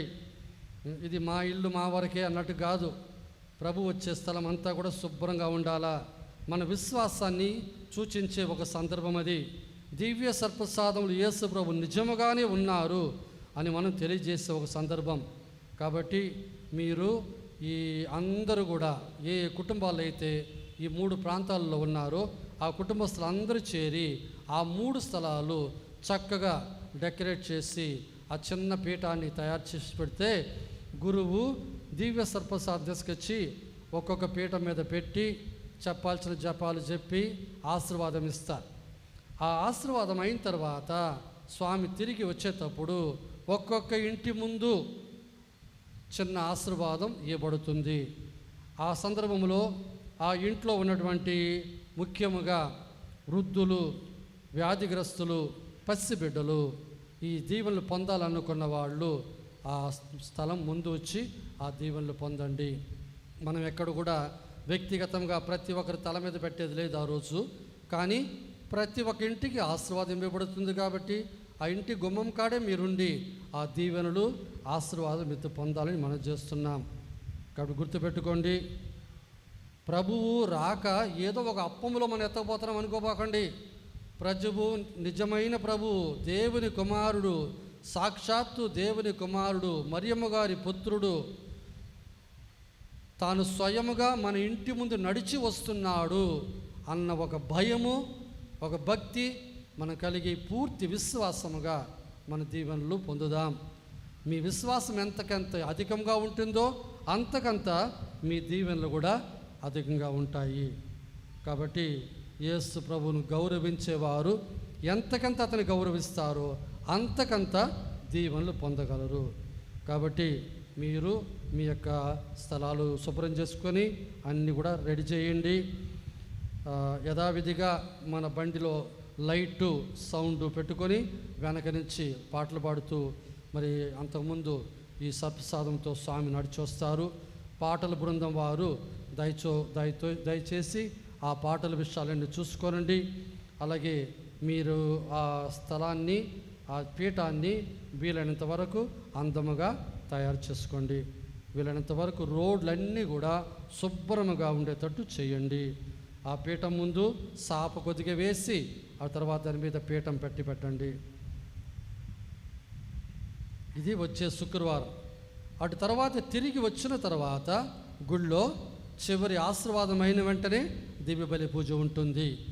కాబట్టి వచ్చే శుక్రవారం మామూలు శుక్రవారం కాదు, మన వరకు దివ్య సత్ప్రసాద పండుగ శుక్రవారంగా మనం భావిస్తున్నాం. ఈ నెల చివరి శుక్రవారం కాబట్టి జేసు హృదయానికి సమర్పించినటువంటి మాసం కాబట్టి 3 వారాల ముందు దివ్య సత్ప్రసాద పండుగ విషయాన్ని నేను సూచించాను. అప్పుడు మీకు ఒక విషయం కూడా తెలియజేశాను. మన గుడి పండుగకు ముందు రోజు 9వ రోజు నవదిన రోజు సాయంత్రం మనం పూజ పెట్టుకొని ఇలాగే ఈ జేసు ప్రభు యొక్క దివ్య సత్ప్రసాదాన్ని ఒక అలంకరించబడినటువంటి ఒక ట్రాక్టర్లు తీసుకొని మనము కాన్వెంట్ వరకు, ఆక్సిల్యం వరకు వెళ్ళి ఆశీర్వాదం తీసి వచ్చినట్లయితే అన్యులు కూడా దివ్య సత్ప్రసాదం ప్రభుని చూడగలరు, దీవెనలు పొందగలరు. ఇది నా సూచన. మీరందరూ కూడా ఇష్టపడితే ఆ రోజు అలాగే చేసుకోవచ్చు. 29వ తారీఖు శనివారము ఏడుగుండపాడులో మరీ మాత గౌరవార్థము దివ్యబలి పూజ. 30వ తారీఖు ఈ నెల చివరి రోజు కాబట్టి ఆ రోజు జేసు హృదయ స్వరూపం ఉన్నటువంటి ఈ తేరును పూజ అయిన తర్వాత గుడి చుట్టూ మనం ప్రదక్షిణగా తీసుకొని వచ్చి ఆ తర్వాత ప్రభు యొక్క దీవెనలు పొందుతాం. ఈ నెల 24వ తారీఖు అనగా రేపటికి సోమవారము బాప్తిస్త యోహాను గారి పుట్టిన పండుగ. మనము మన దైవార్చన పండుగల్లో 3 పుట్టిన పండుగలు కొనియాడుతాం. యేసు ప్రభుది, మరియ తల్లిది, పునీత బాప్తిస్త యోహానుది. కాబట్టి రేపు ఉత్సవము పండుగ. 27 బేస్తవారము పునీత సిరిల్ ఆఫ్ అలెగ్జాండ్రియా గారి పండుగ. 28వ తారీఖు శుక్రవారము పునీత ఇరనేస్ గారి పండుగ. 29వ తారీఖు మన తిరుసభ స్తంభాలైనటువంటి పునీత పేతురు, పౌలు గారుల పండుగ మహోత్సవము. ప్రార్థించుదము. అందరూ తలదించి ప్రార్థన చేయండి. ఓ ప్రభువా, పవిత్రమైన మీ శరీర రక్తములతో మమ్ము పోషించి మీ దివ్య జీవముతో మమ్ము నింపి నూతన పరచుచున్నారు. మేము సడలని భక్తితో కొనియాడి బలిలో స్వీకరించు పరమప్రసాదము మాకు నిత్య రక్షణ సాధనముగా రూపొందినట్లు కృప చూపుము. మా ప్రభు అయిన క్రీస్తు ద్వారా ఈ మనవి చేయుచున్నాము. ప్రభు మీతో ఉందరుగాక.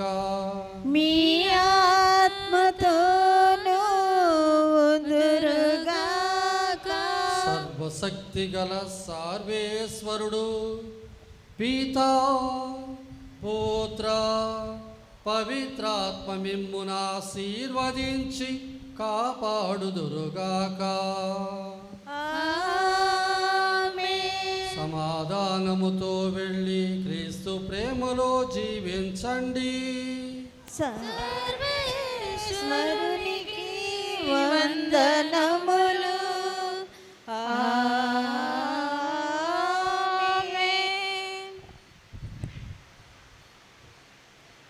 మహిమ ఘనతకు అర్హుడవు నీవే నా దైవము. మహిమ ఘనతకు అర్హుడవు నీవే నా దైవము. ముక్తిదాత సృష్టికర్త ముక్తిదాత నా స్తుతులకు పాత్రుడా. ఆరాధనా నీకే ఆరాధనా నీకే ఆరాధనా నీకే ఆరాధనా నీకే. మహిమ ఘనతకు అర్హుడవు నీవే నా దైవమా. మన్నాను కురిపించినావు నీరిచ్చినావు. యెహోవా ఈరే చూచుకొనును. యెహోవా ఈరే చూచుకొనును. సర్వము సమకూర్చును. ఆరాధనా నీకే ఆరాధనా నీకే ఆరాధనా నీకే ఆరాధనా నీకే. మహిమ ఘనతకు అర్హుడవు నీవే నా దైవము. మహిమ ఘనతకు అర్హుడవు నీవే నా దైవమా. సృష్టికర్త ముక్తిదాత సృష్టికర్త ముక్తిదాత నా స్తుతులకు పాత్రుడా. ఆరాధనా నీకే ఆరాధనా నీకే ఆరాధనా నీకే ఆరాధనా నీకే. మన మిత్రుల వార్తలు విన్నట్లుగా వారికి సంపూర్ణ ఆరోగ్య స్వస్థతను దయచేయనట్లుగా మన విచారణ గురువుల తరపున విన్నట్లుగా సహాయకుల తరపున విన్నట్లుగా ఈరోజు పూజలు సమర్పించిన వారి తరపున విన్నట్లుగా పవిత్రమైన ఈ దివ్య బలి పూజలో పాల్గొన్న ప్రతి ఒక్కరిని ప్రతి ఒక్క కుటుంబాన్ని ఆ దేవాతి దేవుడి దీవించి ఆశీర్వదించాలని ఒక పరలోక జపము, ఒక మంగళవార్త జపము, ఒక త్రిత్వైక స్తోత్రం చెప్పుకుంటున్నాం. మీ నామం పూజింపబడునుగాక. మీ రాజ్యం వచ్చునుగాక. మీ చిత్తం పరలోకమందు నెరవేరినట్లు భూలోకమందు నెరవేరునుగాక. నానాటికి కావలసిన ఆహారము మాకు నేడు ఇవ్వండి. మా యొక్క అప్పుబడిన వారిని మేము మన్నించినట్లు మా అప్పులను మీరు మన్నించండి. మమ్ము శోధన యందు ప్రవేశింపనివ్వక కీడులో నుండి మమ్ము రక్షించండి. ఆమేన్. దేవుడు ప్రసాదం చేతానని మరియు మా వందనం. దేని వారు మీతో